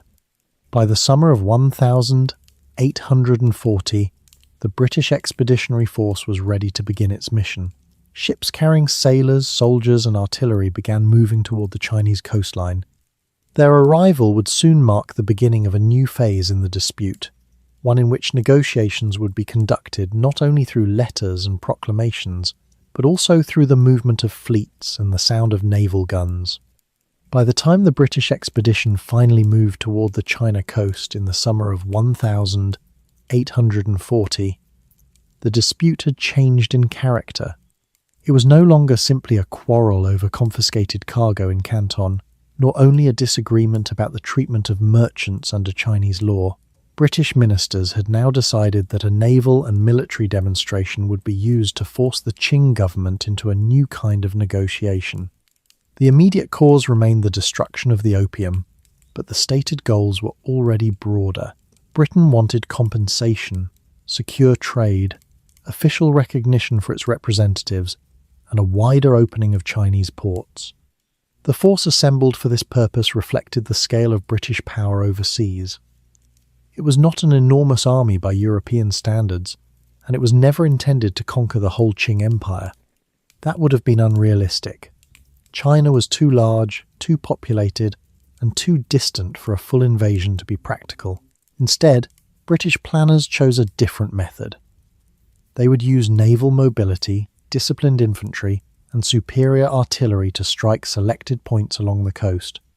The idea was to pressure the Qing state where it was vulnerable, damage prestige, interrupt trade, and compel the court to talk on British terms. Much of the expedition drew on Britain's imperial system in Asia. Ships came from the Royal Navy's stations in eastern waters, while troops were gathered from British India. Indian regiments, artillery units, marines, and naval crews formed a mixed force that could be deployed quickly by sea. This gave Britain a major advantage. It did not need to raise an army from scratch in Europe and send it halfway around the world. The empire already possessed men, ships, supplies, and bases across the Indian Ocean. Ports such as Singapore became useful staging points where ships could assemble, repair, and take on provisions before moving north. Even so, the expedition did not come together without difficulty. The climate, distances, and timing of monsoon winds affected movement. Some ships required repairs. Others had to wait for troops or supplies. Communication across imperial networks was never instantaneous, and commanders in Asia sometimes acted before receiving the latest political instructions from London. Yet despite these practical problems, the British force that gathered by mid-1840 was formidable when compared with the local naval and coastal defences that Qing officials could bring against it. The technological gap mattered. British warships carried heavier guns, were better drilled, and had crews accustomed to long-range naval operations. Some vessels used steam power, which was especially useful in coastal and riverine warfare. Steamers could move when the wind was weak or unfavourable, and they could manoeuvre in narrower channels with greater confidence than sailing ships alone. Against them, Many Qing naval vessels were still wooden war junks designed primarily for patrol, transport, and coastal defense. They were not useless, but they were badly matched against a navy shaped by decades of war, industry, and global deployment. British commanders also studied the geography of the Chinese coast carefully. They understood that it would not be enough simply to appear near Canton and make demands. Southern officials might delay, misunderstand, or pretend that the crisis remained local. To affect Qing decision-making at the highest level, pressure had to be felt beyond one province. That meant moving up the coast and demonstrating that British ships could threaten important ports, islands, and river mouths far from the Pearl River. In effect, the expedition would turn China's long coastline from a shield into a source of vulnerability. When the fleet reached Chinese waters, it did not begin with a massive assault. There was still an effort to combine pressure with diplomacy. British representatives wanted the Qing court to receive their demands, and they hoped that a display of force might achieve concessions without an extended campaign. Yet the very movement of armed ships along the coast already altered the balance. Local officials, once confident that foreigners could be confined to regulated trade zones, now had to confront the reality that these same foreigners could choose where to appear and where to strike. The first British objectives reflected this logic. Instead of throwing everything immediately at Canton, the expedition moved towards strategic points that could weaken the Qing position and increase British leverage. One key early target was the Zhoushan Archipelago, a group of islands off the eastern coast near the approaches to the Yangtze region. Zhoushan offered a useful harbour and a position from which British forces could threaten major commercial routes. Its capture would also send a message to the Qing court that the war, if it became a war, would not remain confined to the south. For Qing officials, this was unsettling. The old assumption that foreign trouble could be contained in Canton was becoming harder to maintain. Reports now describe British movement along multiple sections of the coast. This did not yet mean panic in Beijing, but it did create uncertainty. The Daoguang Emperor and his ministers had to determine whether the British intended a punitive expedition, a temporary blockade, or something larger. The court still hoped that firmness might succeed, yet it was becoming more difficult to ignore the military imbalance that coastal commanders were beginning to describe. Within the Qing system, there was another problem. Information moved through memorials, provincial reports, and bureaucratic summaries. That system could be very effective in ordinary times, but in a fast-moving coastal conflict it had weaknesses. Delays were common. Officials sometimes softened bad news before passing it upward. Others exaggerated their own success to avoid blame. As a result, the court did not always receive a perfectly clear picture of the military situation. This would become one of the recurring features of the war. British commanders made decisions with maps, reconnaissance, and naval intelligence, while the Qing court often depended on filtered reports that mixed fact, caution, and self-protection. British policy also remained mixed in motive. Some men involved in the expedition were driven mainly by commercial concerns. Others believed they were defending national honour after what they considered an insult to British authority. Still others cared most about opening China to a more formal diplomatic relationship. The opium question remained present, but the conflict was increasingly being framed in Britain as something wider than narcotics. Ministers spoke about security for trade, protection for subjects, and fair treatment for British representatives. This language made it easier to defend military action to critics at home, even though the origins of the crisis were impossible to separate from the opium traffic. The arrival of the expedition therefore marked a major turning point. Up to this stage, the Qing government had been dealing with merchants, smugglers, and consular officials. Now, it faced an organised imperial force with naval support, clear instructions, and a strategy built on selective coercion. The British did not need immediate conquest to succeed. They only needed to show, repeatedly and convincingly, that Chinese coastal defences could not stop them from taking positions that mattered. As more ships gathered, the fleet's very presence affected local commerce. Merchants hesitated. Coastal communities watched the sea lanes nervously. Rumours spread faster than reliable information. Some believed the British intended to attack Canton at once. Others thought they would sail directly north and threaten the approaches to the capital. This uncertainty served British purposes. It stretched Qing attention across a wide area and made it harder for the court to concentrate forces confidently at a single point. The expedition also revealed the administrative confidence of the British Empire in this period. Orders moved from London to India and onward to East Asian stations. Resources were drawn from colonies that had become linked by regular sea routes and military bureaucracy. The campaign in China was therefore not just a British national effort in a narrow sense. It was an imperial operation in which revenue from India, manpower from colonial armies, and naval strength from global stations all worked together. The Qing Empire was not facing a single squadron acting on its own initiative. It was confronting a system that could project organised force over very long distances. Yet for all their advantages, British commanders still had to proceed carefully. Climate, disease and supply could damage an expedition as surely as enemy fire. Troops transported long distances by sea were vulnerable to illness. Ships needed fresh water, food and repair. Harbours had to be secured before operations could continue inland along rivers or coasts. Britain's military edge was real, but it was not magical. Success required planning, discipline, and the steady use of maritime power. There was also the question of politics after victory. British commanders knew that seizing a port or defeating a coastal defence was only useful if it produced concessions. A campaign of random destruction would impress no one for long and might even harden resistance. So from the beginning, force and diplomacy were meant to work together. Every movement of the fleet carried an argument within it. The guns announced capability, but the letters that followed demanded specific results: compensation, access, recognition, and an end to the old trade restrictions. By the end of this opening phase, one fact had become unmistakable. The dispute over opium had entered the world of strategy.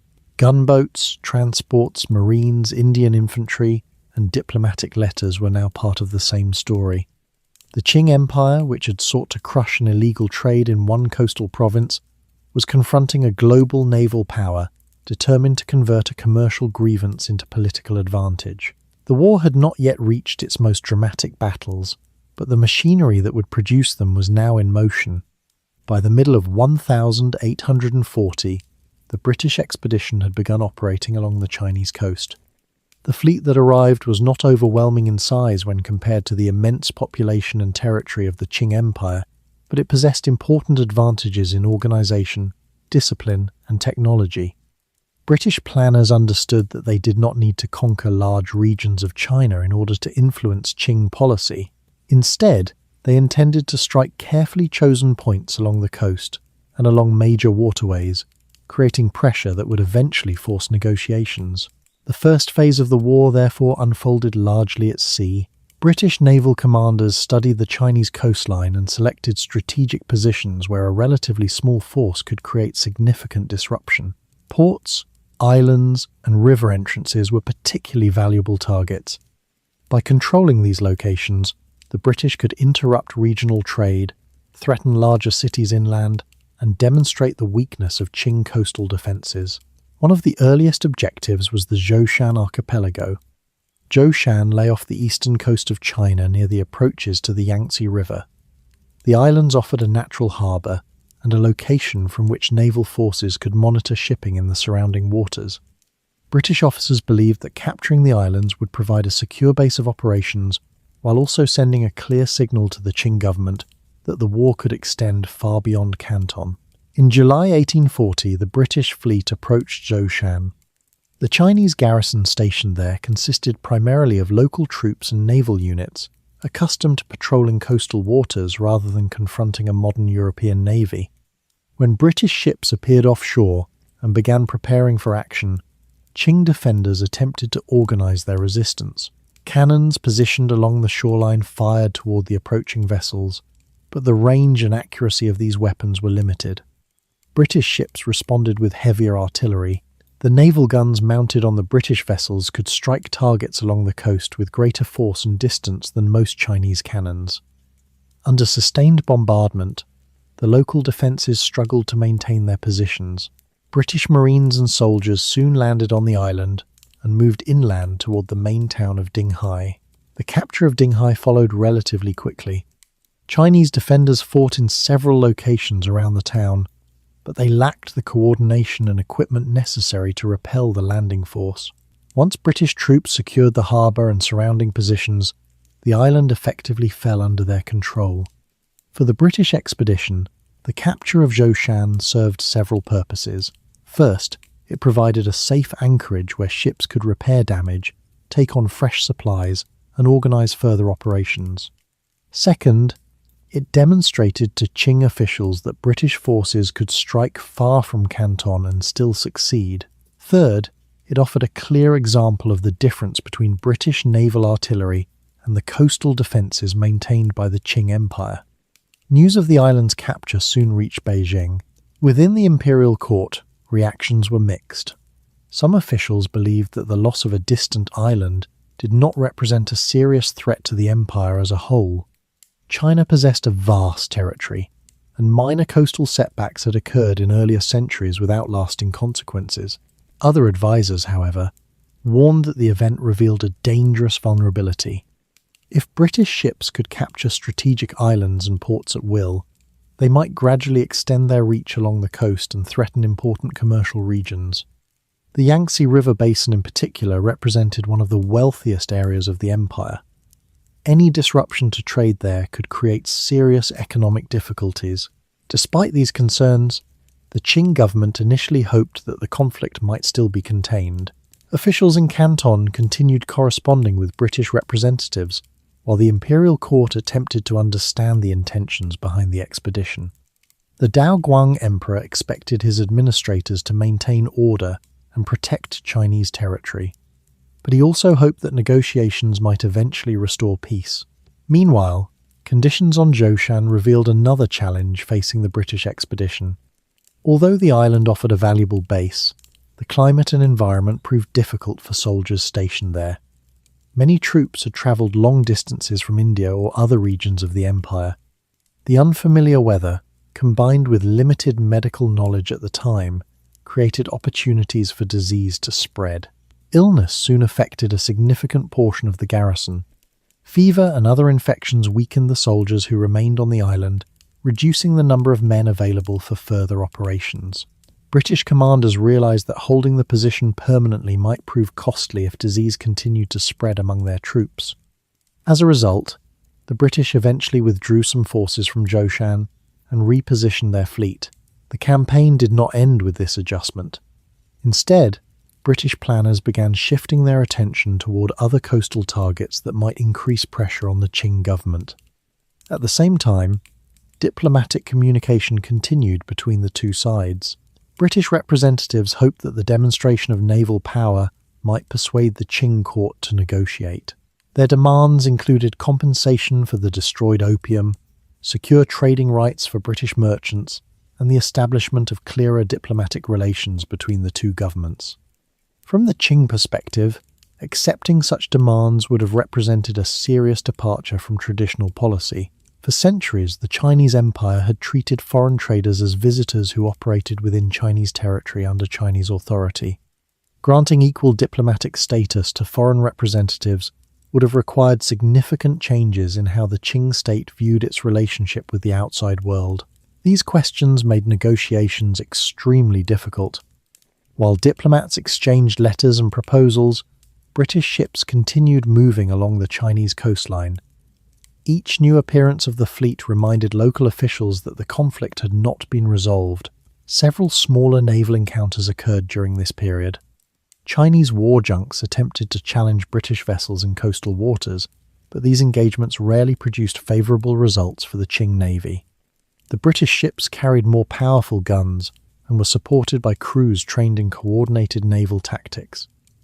Even when Chinese defenders fought with determination, their vessels were often outmatched. These early clashes confirmed what some Qing officials had already begun to suspect. The technological and organizational gap between the two navies was wider than many had previously believed. While China possessed numerous ships, many of them were designed for river patrol or coastal transport rather than large-scale naval warfare. British commanders recognized this advantage and used it carefully.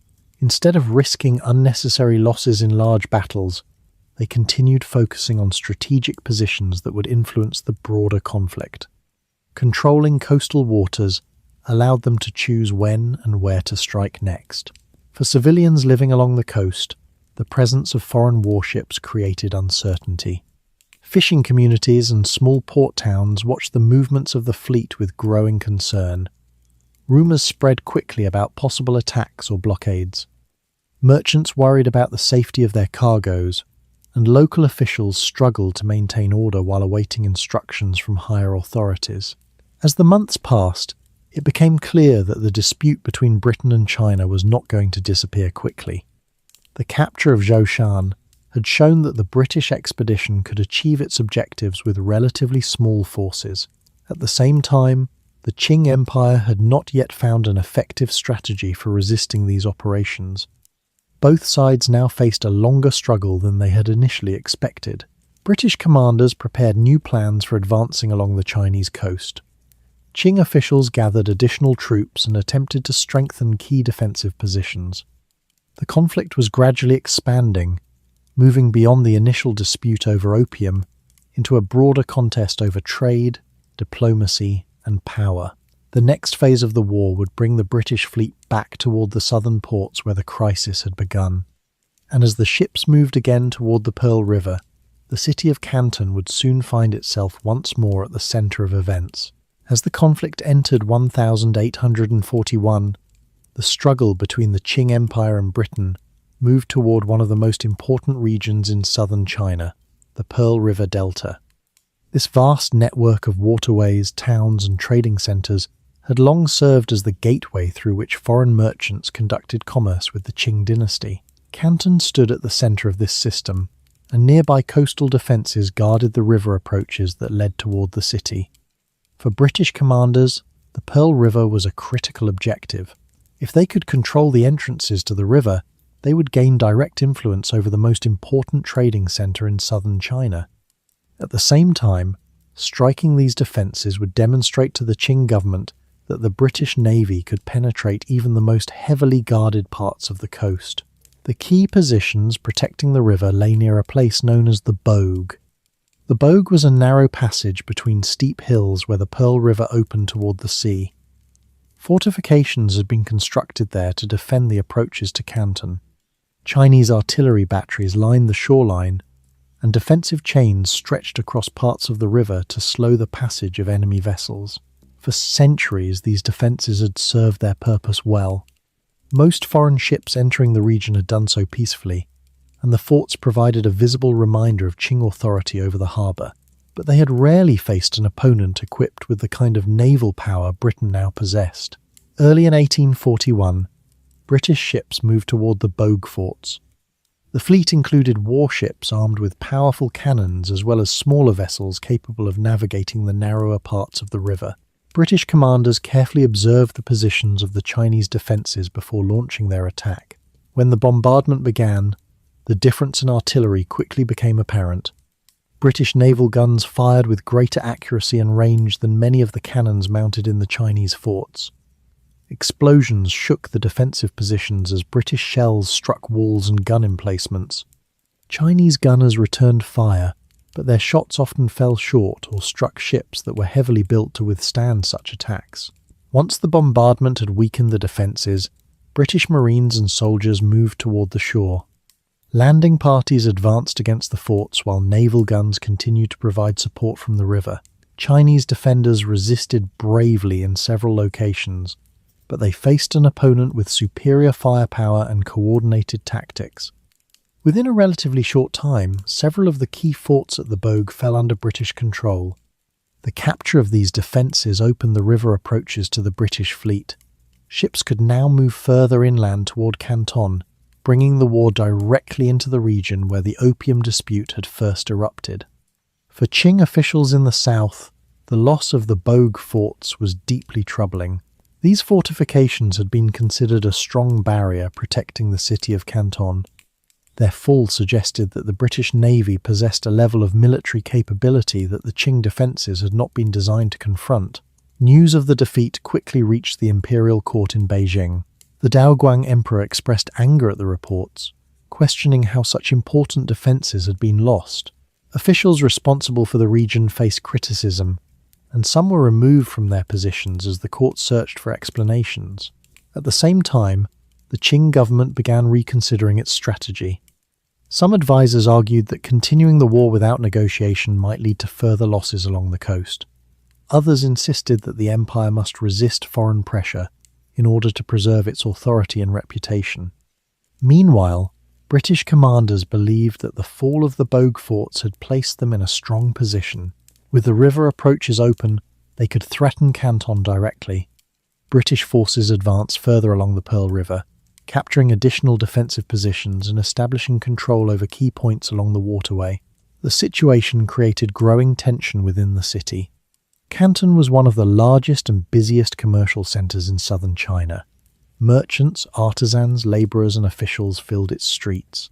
Many residents had little direct involvement in the political conflict between Britain and the Qing government, yet the war was now approaching their city. Local authorities attempted to maintain order while preparing for the possibility of further attacks. Militia units were organised, and defensive measures were strengthened within the city. At the same time, some merchants worried about the impact the fighting might have on trade and commerce. British representatives also began discussing the possibility of negotiations. Their objectives remained consistent: compensation for the destroyed opium, secure trading rights, and clearer diplomatic relations with the Qing government.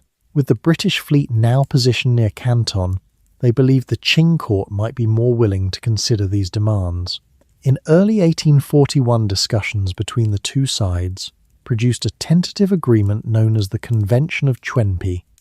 Under this arrangement, Chinese officials would provide compensation to British merchants and open the possibility of further negotiations.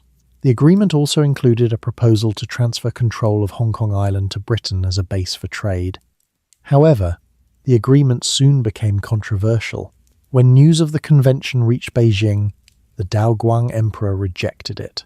He believed that the concessions granted to Britain were too great, and that the officials who had negotiated the agreement had exceeded their authority. As a result, the conflict resumed. The breakdown of the agreement demonstrated how difficult it had become for the Qing government to balance diplomacy and resistance. Some officials feared that further concessions would weaken the empire's authority. Others believed that refusing negotiations might only prolong a war that China was struggling to win. British forces, for their part, continued pressing their advantage. The fleet maintained its presence along the Pearl River while additional operations were planned elsewhere along the coast. The capture of strategic points had already demonstrated the mobility and strength of British naval power. For the people living in southern China, the war was now an unavoidable reality. Ships carrying foreign soldiers and artillery moved through waters that had once been used mainly for trade. Defensive walls and forts that had stood for decades were damaged or destroyed.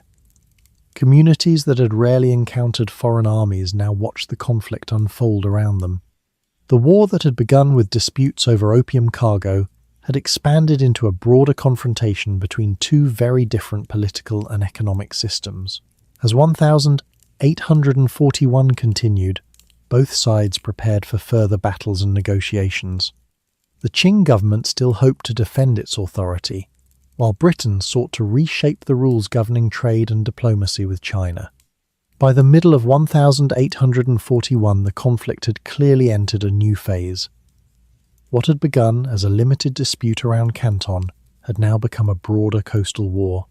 British forces had demonstrated that they could defeat defensive positions along the Pearl River and operate freely along large sections of China's coastline. Yet the campaign was far from finished. British leaders understood that controlling one region alone would not be enough to force the Qing government into a lasting agreement. Instead, the strategy evolved toward expanding pressure across multiple parts of the coast. The British fleet began moving northward again, targeting important ports and strategic locations that supported China's internal trade networks. By capturing these areas, British commanders hoped to demonstrate that the Qing government could not protect its most important commercial routes. One of the next major targets was the port of Amoy, known today as Xiamen. Amoy lay along the southeastern coast of China in Fujian province. The city had long served as an important trading centre, linking inland markets with maritime commerce. Its harbour allowed ships to anchor safely, and its position made it a convenient gateway for goods travelling between southern China and other regions of Asia. For British planners, capturing Amoy would serve several purposes. First, it would disrupt coastal trade routes that supported the regional economy. Second, it would demonstrate that the war had expanded beyond the Pearl River Delta. Finally, it would create another base where British ships could anchor and resupply. In August 1841, the British fleet approached Amoy. Chinese forces had fortified several positions around the harbour, including artillery batteries and defensive walls designed to protect the port from attack. When British ships appeared offshore, Qing troops prepared to resist. The battle began with a naval bombardment. British warships opened fire on the coastal fortifications while manoeuvring into positions that allowed them to strike key defensive points. The heavy naval guns gradually damaged the walls and artillery emplacements that protected the harbour. Chinese defenders responded with determination. Artillery crews fired back at the attacking ships, and soldiers prepared for the possibility of a landing. Despite their efforts, the British fleet maintained the advantage in both range and firepower. Once the bombardment weakened the defences, British troops moved ashore. Marines and infantry units advanced toward the fortifications, while naval guns continued firing from the harbour. Fighting occurred at several defensive positions, but the Qing troops struggled to coordinate their resistance against the combined naval and land assault. Within a short period, the main defensive positions around Amoy fell. British troops entered the city and secured the port. The capture of Amoy marked another clear demonstration of British mobility and military organisation. A relatively small force had defeated the local defences of an important coastal city. News of the loss spread quickly. Reports travelled along coastal trade routes and eventually reached the imperial court in Beijing. For Qing officials, the fall of another major port confirmed that the conflict was no longer limited to one region. At the same time, British forces continued expanding their operations. After securing Amoy, the fleet moved north again toward the port of Ningbo. This city lay further along the eastern coast near the mouth of the Yong River. Like Amoy, Ningbo had long been a centre of regional trade and communication. The capture of Ningbo followed a pattern similar to earlier operations. British ships approached the harbour and began bombarding defensive positions. Chinese troops attempted to defend the city, but once again the difference in naval artillery and coordination played a decisive role. British landing forces quickly gained control of key points within the harbour and surrounding areas. When Ningbo fell under British control in October 1841, the campaign had expanded significantly. The British fleet now operated from multiple ports along the coast, creating a chain of positions that allowed ships to move freely between them. These successes strengthened Britain's bargaining position. Each captured port represented both a military victory and a political message. The Qing government could see that British forces were capable of striking different regions of the empire without facing strong resistance. For the Qing court, the situation was becoming increasingly difficult. The empire still possessed vast resources and millions of soldiers, but coordinating those forces against a mobile naval opponent proved challenging. Many Qing troops were trained primarily for land warfare or internal security rather than coastal defense against modern warships. Local officials also faced logistical difficulties. Moving large armies across the empire required time and organization. Meanwhile, British ships could sail quickly between ports, choosing where and when to attack. Despite these challenges, the Qing government did not surrender immediately. Additional troops were sent toward threatened regions, and efforts were made to strengthen defensive positions. Officials hoped that by reinforcing key cities, they might slow the British advance. In Ningbo, Chinese forces attempted to reorganize after the city's capture. Local residents watched as foreign troops occupied parts of their port. Markets and warehouses that had once handled domestic trade now stood under the control of British soldiers and sailors. For civilians living in these regions, the war created a sense of uncertainty. Some merchants worried about the safety of their goods. Others hoped that the presence of foreign forces might eventually restore stable trade conditions. The situation varied from town to town, but across the eastern coast, people were becoming increasingly aware that the conflict with Britain was reshaping their local economies.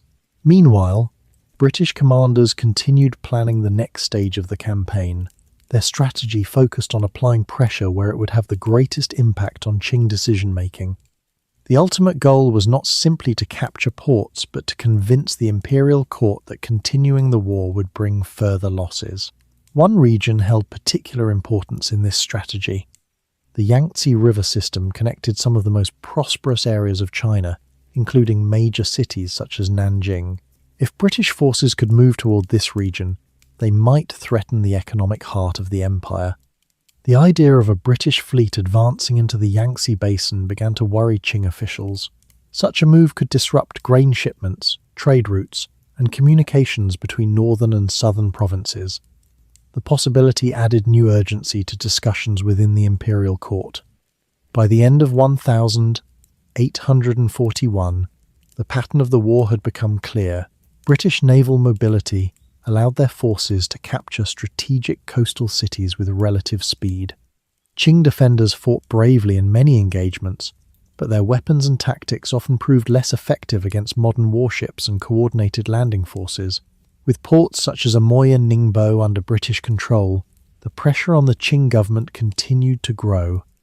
The conflict that had begun as a dispute over trade had now expanded into a series of military campaigns stretching across hundreds of miles of coastline. And as British commanders began considering operations further inland along China's great rivers, the war was moving toward a decisive stage that would eventually force the Qing Empire to reconsider its position. By the beginning of 1842, the conflict between Britain and the Qing Empire had entered its most decisive phase. The war had already stretched across several major ports along the Chinese coastline.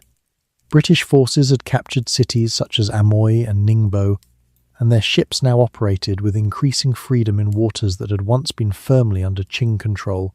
Yet despite these losses, the Qing government had not agreed to Britain's demands. Officials in Beijing still hoped that resistance might slow the foreign advance or persuade the British to accept a compromise that preserved imperial authority. But British commanders had already begun planning the next stage of the campaign, and this phase would bring the war into one of the most important economic regions of China. The focus now turned toward the Yangtze River. The Yangtze was one of the longest rivers in the world and served as a central artery of Chinese commerce. Goods from inland provinces travelled along its waters toward coastal ports, while grain shipments moved northward to supply major cities. Controlling access to the river meant influencing a large portion of the empire's economic activity. British planners recognised this importance. If their fleet could move into the Yangtze region, they would gain leverage far greater than that provided by coastal victories alone. Threatening the river would place pressure on some of the most prosperous provinces in the Qing Empire. Before advancing toward the Yangtze itself, British forces targeted several key positions along the eastern coast that guarded the river's approaches. One of these objectives was the city of Ningbo, which had already fallen under British control in late 1841. Qing commanders hoped to reclaim the city and restore their defensive line along the coast. In early 1842, Chinese troops launched an attempt to retake Ningbo. The attack took place during the night, when Qing soldiers moved toward the British-held positions surrounding the city. Their plan relied on surprise and numerical advantage. If they could overwhelm the smaller British garrison quickly, they might regain control before reinforcements arrived. The battle that followed demonstrated once again the challenges facing Qing forces. Although Chinese soldiers advanced with determination, the British defenders possessed well-organised defensive positions and modern firearms. Muskets and artillery fired from fortified points along the city's perimeter, forcing the attacking troops to fight under heavy fire. After several hours of intense fighting, the Qing assault failed. British forces maintained control of Ningbo, and the attempt to retake the city ended with significant losses for the attacking troops. The outcome reinforced the growing realization among Qing commanders that defeating the British through direct assaults would be extremely difficult. Meanwhile, British leaders were preparing for a broader advance. The fleet began moving northward toward the mouth of the Yangtze River. This movement signaled a clear shift in strategy. Instead of concentrating on isolated coastal cities, the British expedition now aimed at the economic heart of the Qing Empire.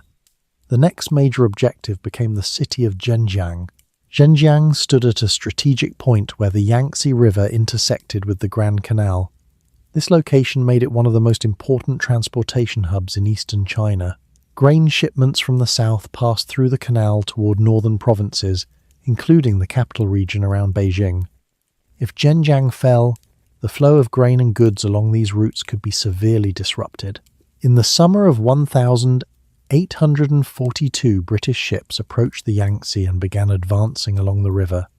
For many Chinese officials, this development was alarming. The Yangtze had rarely faced attacks from foreign naval forces, and the presence of British warships moving inland created uncertainty about how best to respond. Defensive positions were established along the riverbanks, and Qing troops prepared to resist the advancing fleet. When British forces reached Zhenjiang in July 1842, they encountered determined resistance from the city's defenders. Unlike some earlier engagements, the battle for Zhenjiang involved significant fighting within the city itself. British ships began the attack by bombarding the defensive walls and artillery positions along the riverfront. Naval guns struck the fortifications while landing parties prepared to move ashore. Once the bombardment weakened key positions, British troops advanced into the city. The fighting that followed was intense. Chinese soldiers and local defenders resisted the advance through the streets and defensive structures inside Zhenjiang. Despite their determination, they faced opponents with better coordinated tactics and heavier weapons. After a day of fierce combat, British forces secured control of the city. The capture of Zhenjiang had major consequences for the Qing government. With the city under British control, the junction between the Yangtze River and the Grand Canal was effectively blocked. This interruption threatened the flow of grain shipments that supplied northern provinces, including the region surrounding Beijing. The economic and logistical pressure on the Qing court increased dramatically. Officials in the capital realized that continued fighting might place vital supply routes at risk. The possibility that British forces could advance further inland added to the urgency of the situation. For the first time since the conflict began, serious negotiations became unavoidable. The Daoguang Emperor authorized officials to begin discussions aimed at ending the war. Representatives from both sides prepared to meet along the Yangtze River, where the British fleet remained positioned near key strategic points. These negotiations eventually took place aboard British warships anchored near the city of Nanjing. The location itself carried symbolic importance. Nanjing was one of the most historically significant cities in China, and the presence of a foreign fleet nearby demonstrated how far the conflict had progressed. British representatives arrived with clear demands. They sought compensation for the destroyed opium cargo, the opening of several Chinese ports to foreign trade, and the establishment of formal diplomatic relations between the two nations. Another important demand involved the transfer of Hong Kong Island to British control, where it could serve as a permanent base for commerce. Qing officials approached the negotiations with caution. They hoped to bring the war to an end while preserving as much imperial authority as possible. However, the recent military defeats and the strategic situation along the Yangtze left them with limited bargaining power. The result of these negotiations would soon become one of the most important agreements in 19th century Asian history. The treaty signed in Nanjing would mark the formal conclusion of the conflict and establish new rules governing trade and diplomacy between China and Britain. For the Qing Empire, the agreement represented a turning point. The war had revealed weaknesses in coastal defences and exposed the challenges of confronting industrialized naval powers. For Britain, the treaty promised expanded trade opportunities and a permanent foothold along the Chinese coast. The conflict that had begun with disputes over opium had now reshaped the relationship between the two empires. And as negotiations reached their final stage along the Yangtze River, the outcome would soon influence the future of China's interactions with the wider world.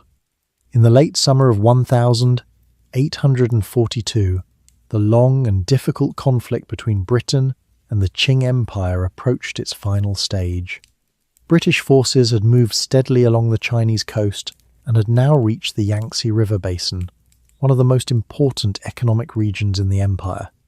The capture of Zhenjiang had blocked the connection between the Yangtze and the Grand Canal, threatening the flow of grain shipments that supported northern provinces and the capital itself. This strategic situation forced the Qing government to confront a difficult reality. For more than 2 years, the empire had attempted to resist the British expedition through coastal defences and military operations. Yet the British fleet had continued advancing, capturing key ports and demonstrating its ability to move freely along China's rivers and coastline. Now the war had reached a point where continued fighting might create even greater disruption. Grain transported along the Grand Canal was essential for feeding large populations in northern China. If those shipments were interrupted for long periods, shortages and unrest could follow. Qing officials understood that protecting this supply network was one of their most important responsibilities. As a result, the imperial court authorized serious negotiations with the British. These negotiations took place near the city of Nanjing, where British ships had anchored along the Yangtze River. The presence of the fleet so close to such an important city illustrated how far the conflict had progressed since the early disputes in Canton. British representatives arrived at the negotiations with clear objectives. Their government expected compensation for the opium that had been destroyed in 1839. In addition, Britain sought broader changes to the trade system that had previously restricted foreign merchants to the single port of Canton. British officials believed that opening several additional ports would create a more stable and profitable commercial relationship. Another important demand involved diplomatic recognition. British representatives wanted formal relations between the two governments based on the idea that both nations were sovereign states interacting as equals. This concept differed significantly from the traditional Qing view of foreign trade, in which outside merchants were treated as visitors operating under Chinese authority. For Qing officials participating in the negotiations, these demands were difficult to accept. The empire had long viewed itself as the central power within its regional system. Granting foreign nations equal diplomatic status required adjusting traditions that had guided imperial policy for centuries. Yet the military situation left little room for refusal. British forces controlled several important coastal cities, and their fleet remained positioned along the Yangtze River. Continuing the war risked further losses and disruption to the empire's internal trade networks. After several days of discussion, both sides reached an agreement. On the 29th of August, 1842, representatives of Britain and the Qing Empire signed what became known as the Treaty of Nanjing. The document formally ended the First Opium War and established new rules governing relations between the two countries. The treaty included several key provisions. First, China agreed to pay a large indemnity to Britain. This payment covered compensation for the destroyed opium cargo, as well as debts owed by Chinese merchants to British traders. The indemnity was to be paid in installments over several years. Second, the treaty opened 5 Chinese ports to foreign trade. In addition to Canton, the ports of Xiamen, Amoy, Fuzhou, Ningbo, and Shanghai were designated as treaty ports where British merchants could live and conduct business. These ports would gradually become important centres of international commerce. Third, the treaty required China to cede Hong Kong Island to Britain. The island would serve as a permanent base where British merchants could operate under British administration. Over time, Hong Kong would develop into one of the most important trading ports in Asia. Finally, the treaty established a framework for future diplomatic communication between the two governments. Although it did not fully resolve every legal question between Chinese authorities and foreign citizens, it marked the beginning of a new relationship that differed from the earlier Canton system. For Britain, the treaty represented a major success. The government had achieved its goals of securing compensation, expanding trade opportunities, and obtaining a permanent foothold along the Chinese coast. British merchants soon began establishing new trading operations in the ports opened by the agreement. For the Qing Empire, however, the treaty carried more complicated consequences. Although the war had ended, the agreement forced China to accept terms that many officials regarded as unfavourable. The loss of Hong Kong and the opening of multiple ports to foreign merchants marked a significant shift in how the empire interacted with outside powers. Within China, reactions to the treaty varied. Some officials believed that ending the war quickly had been necessary to prevent further damage to the economy. Others viewed the agreement as a troubling sign that the empire's traditional defences were no longer sufficient against modern industrial powers. At the same time, the treaty did not address every issue that had contributed to the conflict. Questions about tariffs, legal jurisdiction over foreign citizens, and the opium trade itself remained only partially resolved. These unresolved problems would eventually lead to further tensions between China and Western powers in the decades that followed. In the months after the treaty was signed, British forces gradually withdrew from many of the positions they had occupied during the war. Ships returned to their bases, and soldiers stationed in captured cities departed as the agreement came into effect. Trade soon began expanding in the newly opened ports, where merchants from several nations established commercial communities. Shanghai, in particular, would become one of the most important international trading centres in East Asia. Foreign merchants built warehouses and offices along the city's waterfront. Ships carrying goods from Europe, India, and Southeast Asia began arriving regularly. Over time, the port developed into a major hub connecting Chinese markets with global trade networks. For the Qing government, the end of the war offered an opportunity to reconsider the empire's approach to foreign relations. Some officials began studying Western technology and military methods more carefully. Others focused on strengthening coastal defences in case similar conflicts occurred in the future. Yet despite these efforts, the Treaty of Nanjing marked the beginning of a new era. China's relationship with foreign powers would now be shaped by treaties and trade agreements that opened parts of the country to international influence. The war had demonstrated that technological and military developments in Europe had altered the balance of power along the Asian coast. For ordinary people living in the treaty ports, these changes became visible in everyday life. Foreign ships filled the harbours, merchants from different nations established businesses, and new cultural exchanges gradually appeared in the cities where international trade expanded. The First Opium War had begun as a dispute over a single commodity. By the time it ended, it had reshaped the political and economic relationship between China and the Western world. The treaty signed along the Yangtze River in 1842 closed one chapter of the conflict, but it also opened a new period in Chinese history that would bring further challenges in the years ahead.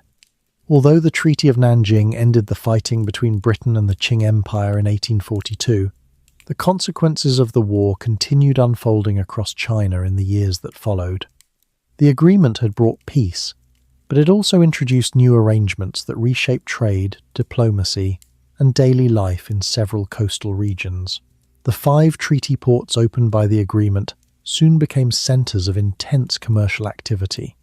Canton, which had previously served as the single gateway for foreign trade, was now joined by 4 additional ports: Xiamen, Fuzhou, Ningbo, and Shanghai.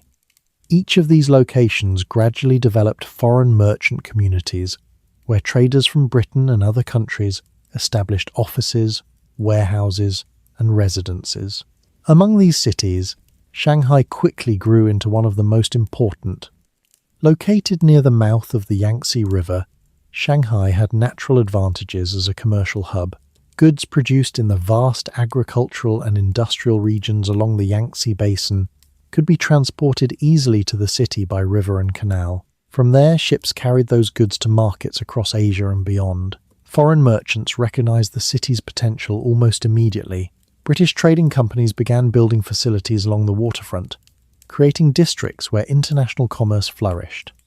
Warehouses stored tea, silk, cotton, and other products waiting to be loaded onto ships bound for distant ports. Over time, other nations also established commercial communities in Shanghai. Merchants from the United States, France, and several European countries opened businesses there, turning the city into an international trading center. These foreign settlements often operated under their own administrative arrangements, creating districts where Western laws and customs were applied alongside Chinese authority. This arrangement reflected another important development that followed the Treaty of Nanjing. Foreign citizens living in the treaty ports gradually gained a form of legal protection known as extraterritoriality. Under this principle, foreigners accused of crimes in China could be tried in courts operated by their own governments rather than by Chinese courts. For Western nations, extraterritoriality provided reassurance that their citizens would be treated according to familiar legal systems. For Qing officials, however, the arrangement represented a significant limitation on imperial authority within certain parts of their own territory. The existence of foreign courts and administrative systems inside treaty ports highlighted the growing influence of outside powers along the Chinese coast. Meanwhile, Hong Kong began developing as Britain's permanent base in the region. When the island had been ceded under the treaty, it was a relatively small settlement with a modest population. Yet its location near the entrance to the Pearl River made it an ideal harbour for ships engaged in trade with southern China. British administrators soon began transforming the island into a major port. Docks, warehouses, and administrative buildings appeared along the shoreline. Merchants established offices where they could manage trade with the mainland. Ships travelling between Europe, India, and China used Hong Kong as a convenient stopping point where supplies could be replenished. Within a few years, the island had grown into a busy centre of maritime commerce. The expansion of trade created opportunities for merchants, sailors, labourers, and craftsmen who moved to the island seeking work. Hong Kong gradually became one of the most active ports in East Asia. Despite these developments, the Treaty of Nanjing did not resolve all the tensions that had led to the war. One important issue remained largely unaddressed: the opium trade itself. Although the war had begun because of disputes surrounding opium, the treaty did not officially legalize or prohibit the drug. As a result, opium continued entering China through commercial networks that operated in and around the treaty ports. Over time, the volume of opium imported into China actually increased. The expansion of international trade made it easier for merchants to transport goods between ports, and the demand for opium within China remained strong. This development worried many Qing officials who believed the drug continued harming Chinese society. The Qing government also faced internal challenges during the years following the war.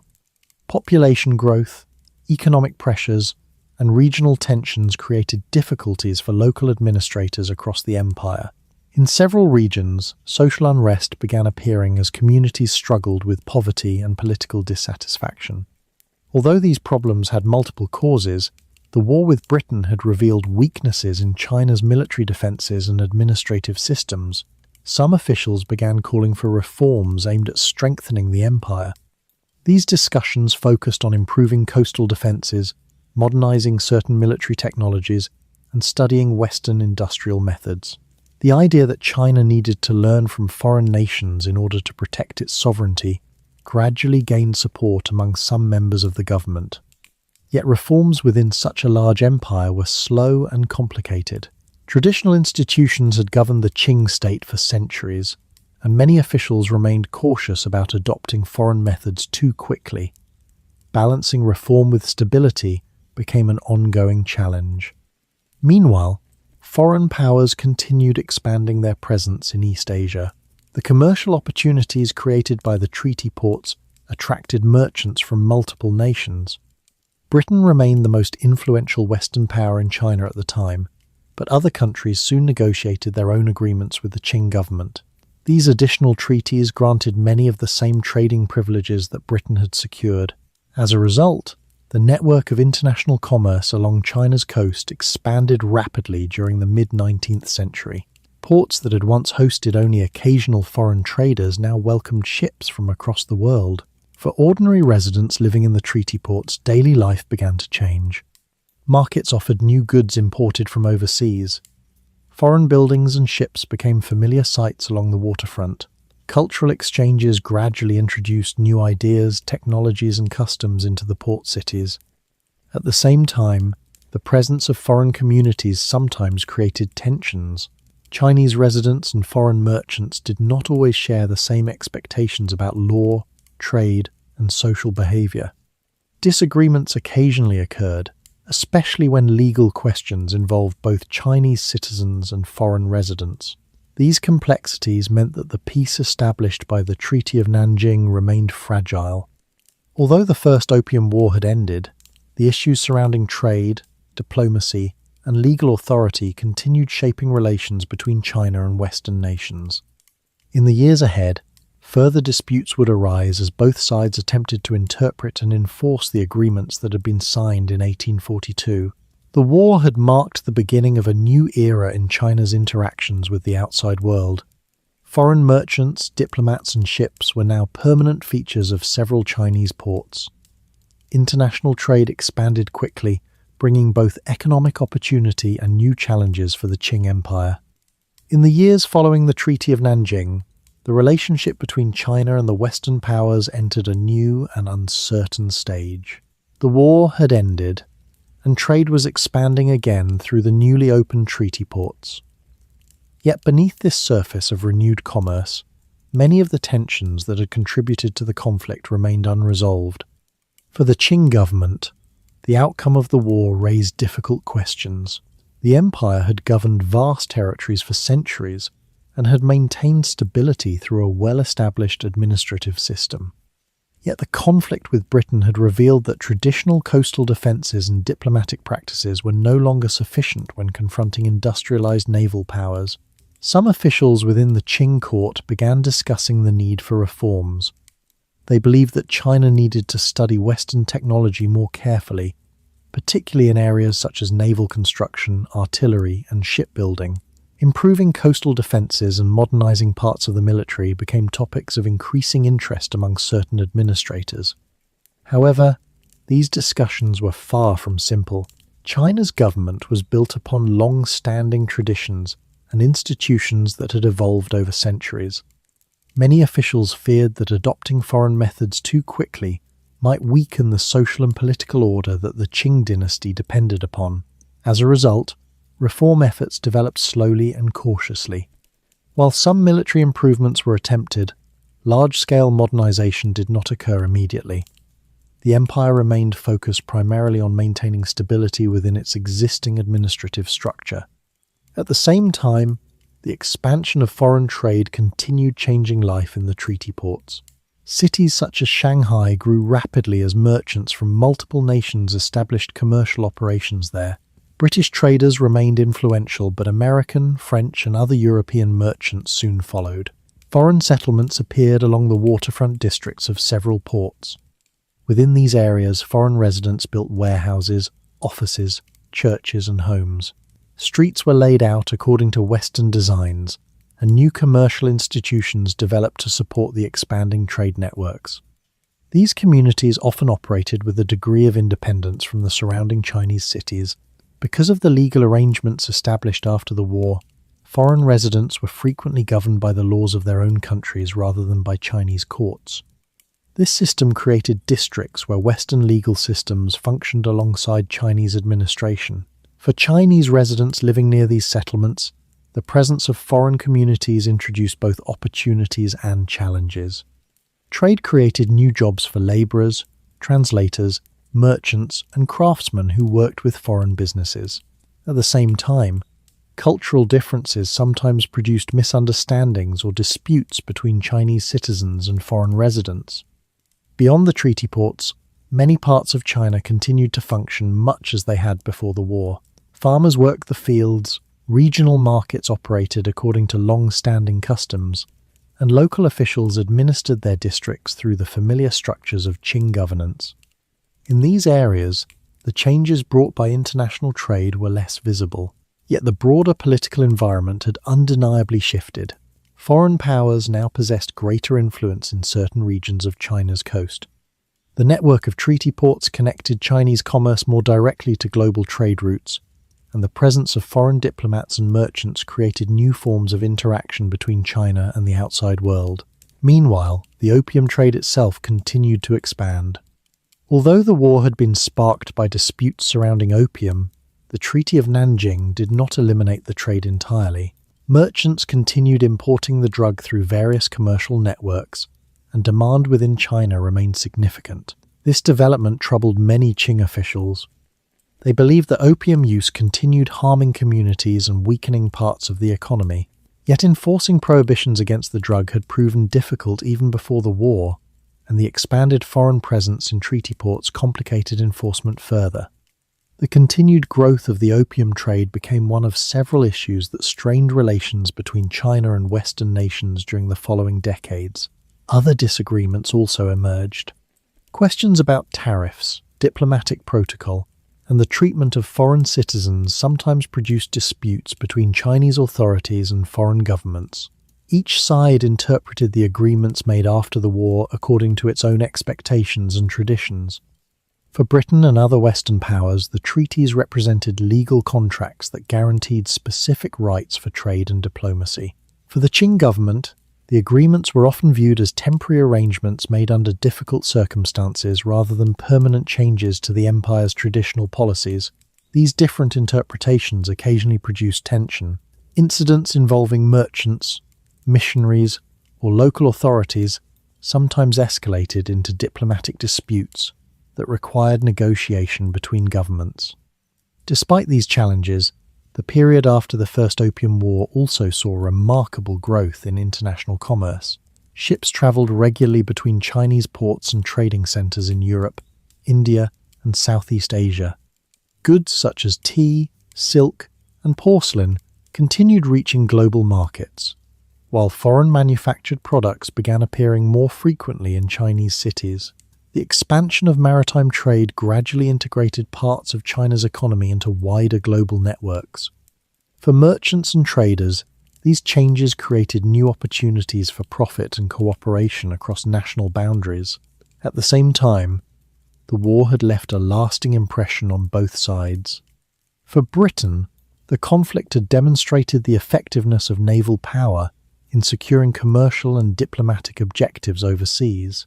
For China, the war had revealed the growing influence of industrialized nations and the challenges of adapting to this new international environment. The experience would shape Chinese policy debates for many years. Some officials continued advocating cautious reforms aimed at strengthening the empire. Others focused on preserving traditional institutions while managing foreign relations as carefully as possible. The path forward was uncertain. China remained one of the world's largest and most complex societies, governed by an imperial system that had endured for centuries. Yet the events of the early 1840s had introduced forces that would gradually reshape how the empire interacted with the rest of the world. As the decades passed, new conflicts and negotiations would arise from the same issues first revealed during the First Opium War. The story of that conflict, therefore, did not end entirely with the signing of the Treaty of Nanjing. Instead, it marked the beginning of a longer chapter in Chinese history, one in which the empire would confront the challenges of a rapidly changing global landscape. By the mid-19th century, the effects of the First Opium War had begun to settle into the daily rhythms of Chinese life. The cannons had fallen silent, British warships had withdrawn from many of the positions they once occupied, and trade had resumed along the coast. Yet the world that emerged after the Treaty of Nanjing was not the same as the one that had existed before the conflict. The war had altered the structure of China's relationship with the outside world. For centuries, the Qing Empire had managed foreign commerce through a carefully controlled system centered on Canton. Foreign traders operated under strict regulations and were expected to follow the rules set by Chinese officials. That system had allowed the empire to maintain a sense of authority over international trade within its borders. After 1842, however, that structure had changed. The opening of multiple treaty ports meant that foreign merchants could now conduct business in several cities along the coast. Ships carrying goods from distant parts of the world appeared regularly in harbours that had once been visited only by regional vessels. International trade became a visible and permanent feature of life in these ports. Shanghai soon stood out as the most prominent example of this transformation. What had once been a regional trading town quickly grew into a busy center of global commerce. Warehouses lined the riverbanks, storing goods arriving from across the world. Foreign merchants established offices that connected Chinese markets with trading houses in Europe, India, and Southeast Asia. The city's harbour filled with ships flying many different flags. British vessels remained the most numerous, but ships from the United States, France, and other nations also arrived regularly. The presence of these international traders created a unique environment where Chinese merchants, foreign sailors, translators, bankers, and labourers interacted daily. Similar developments occurred in other treaty ports. Xiamen, Fuzhou, and Ningbo gradually expanded their trading districts, and Canton itself continued serving as an important gateway for commerce in southern China. The network of ports created by the Treaty of Nanjing formed a new link between China and the global economy. For many merchants, these changes brought opportunity. Trade expanded as goods moved more easily between China and overseas markets. Tea shipments continued travelling toward Europe, while foreign manufactured products began appearing more frequently in Chinese cities. Yet alongside these economic opportunities came growing concerns within the Qing government. The war had revealed weaknesses in the empire's coastal defences and military organisation. Some officials feared that if China did not strengthen its institutions, further conflicts with foreign powers might follow. Debates within the imperial court increasingly focused on how the empire should respond to this new international environment. Certain officials believed that China needed to study Western technology and military practices more carefully. They argued that understanding modern artillery, shipbuilding, and industrial methods might help the empire defend itself more effectively. Others preferred a more cautious approach. They believed that preserving traditional administrative systems remained essential for maintaining social stability across the vast territories of the Qing Empire. Sudden changes, they warned, might create internal unrest or weaken the authority of the government. These debates would continue shaping Chinese policy throughout the decades that followed. Meanwhile, foreign influence within the treaty ports continued expanding. Missionaries established churches and schools where new ideas about religion and education were introduced. Merchants brought different financial practices and commercial organizations into the trading cities. Cultural exchanges gradually occurred as Chinese residents encountered foreign customs, languages, and technologies. The process was complex and often uneven. In some areas, cooperation developed between Chinese and foreign merchants, who worked together to expand trade. In other places, tensions arose when legal systems, social expectations, or economic competition produced disagreements. One issue that continued troubling Qing officials was the persistence of the opium trade. Despite the conflict that had erupted over the drug, opium imports into China did not disappear after the war. In fact, the expanding network of international commerce sometimes made it easier for merchants to transport the substance into Chinese markets. Officials who had long opposed the trade remained concerned about its social effects. They continued attempting to regulate or restrict the drug, although enforcement remained difficult within the complex environment of treaty ports and international shipping routes. Thus, the legacy of the war remained visible in many aspects of Chinese society. Politically, the Qing Empire had been forced to accept a new form of diplomacy with Western nations. Economically, the treaty ports connected China more directly with global trade networks. Socially, the presence of foreign communities along the coast introduced new cultural influences and interactions. For Britain, the war had achieved its immediate objectives. The Treaty of Nanjing secured compensation for the destroyed opium cargo and opened new markets for British commerce. The acquisition of Hong Kong created a permanent base from which British merchants could operate in East Asia. Over time, Hong Kong developed into one of the busiest ports in the region. Ships travelling between Europe, India, and China passed through its harbour regularly. Warehouses, docks, and commercial offices expanded across the island, transforming it into a major centre of maritime trade. The First Opium War therefore marked more than a single military conflict. It represented a moment when two very different systems, one rooted in traditional imperial governance and the other shaped by industrial expansion and global commerce, collided along the Chinese coast. The war did not immediately transform China into a modern industrial state, nor did it erase the long traditions of the Qing Empire, but it did open a period in which foreign powers gained increasing influence in certain parts of the country. Historians would later look back on the conflict as one of the early turning points in China's 19th century history. The events that began with disputes over opium shipments in Canton eventually reshaped trade routes, diplomatic relationships, and political debates throughout the region. Yet for the people who lived through those years, the story was experienced in quieter ways. A merchant watching unfamiliar ships enter the harbour, a local official reading reports of distant battles along the coast, a sailor navigating waters that had suddenly become part of an international conflict. These small moments formed the human side of a much larger historical transformation.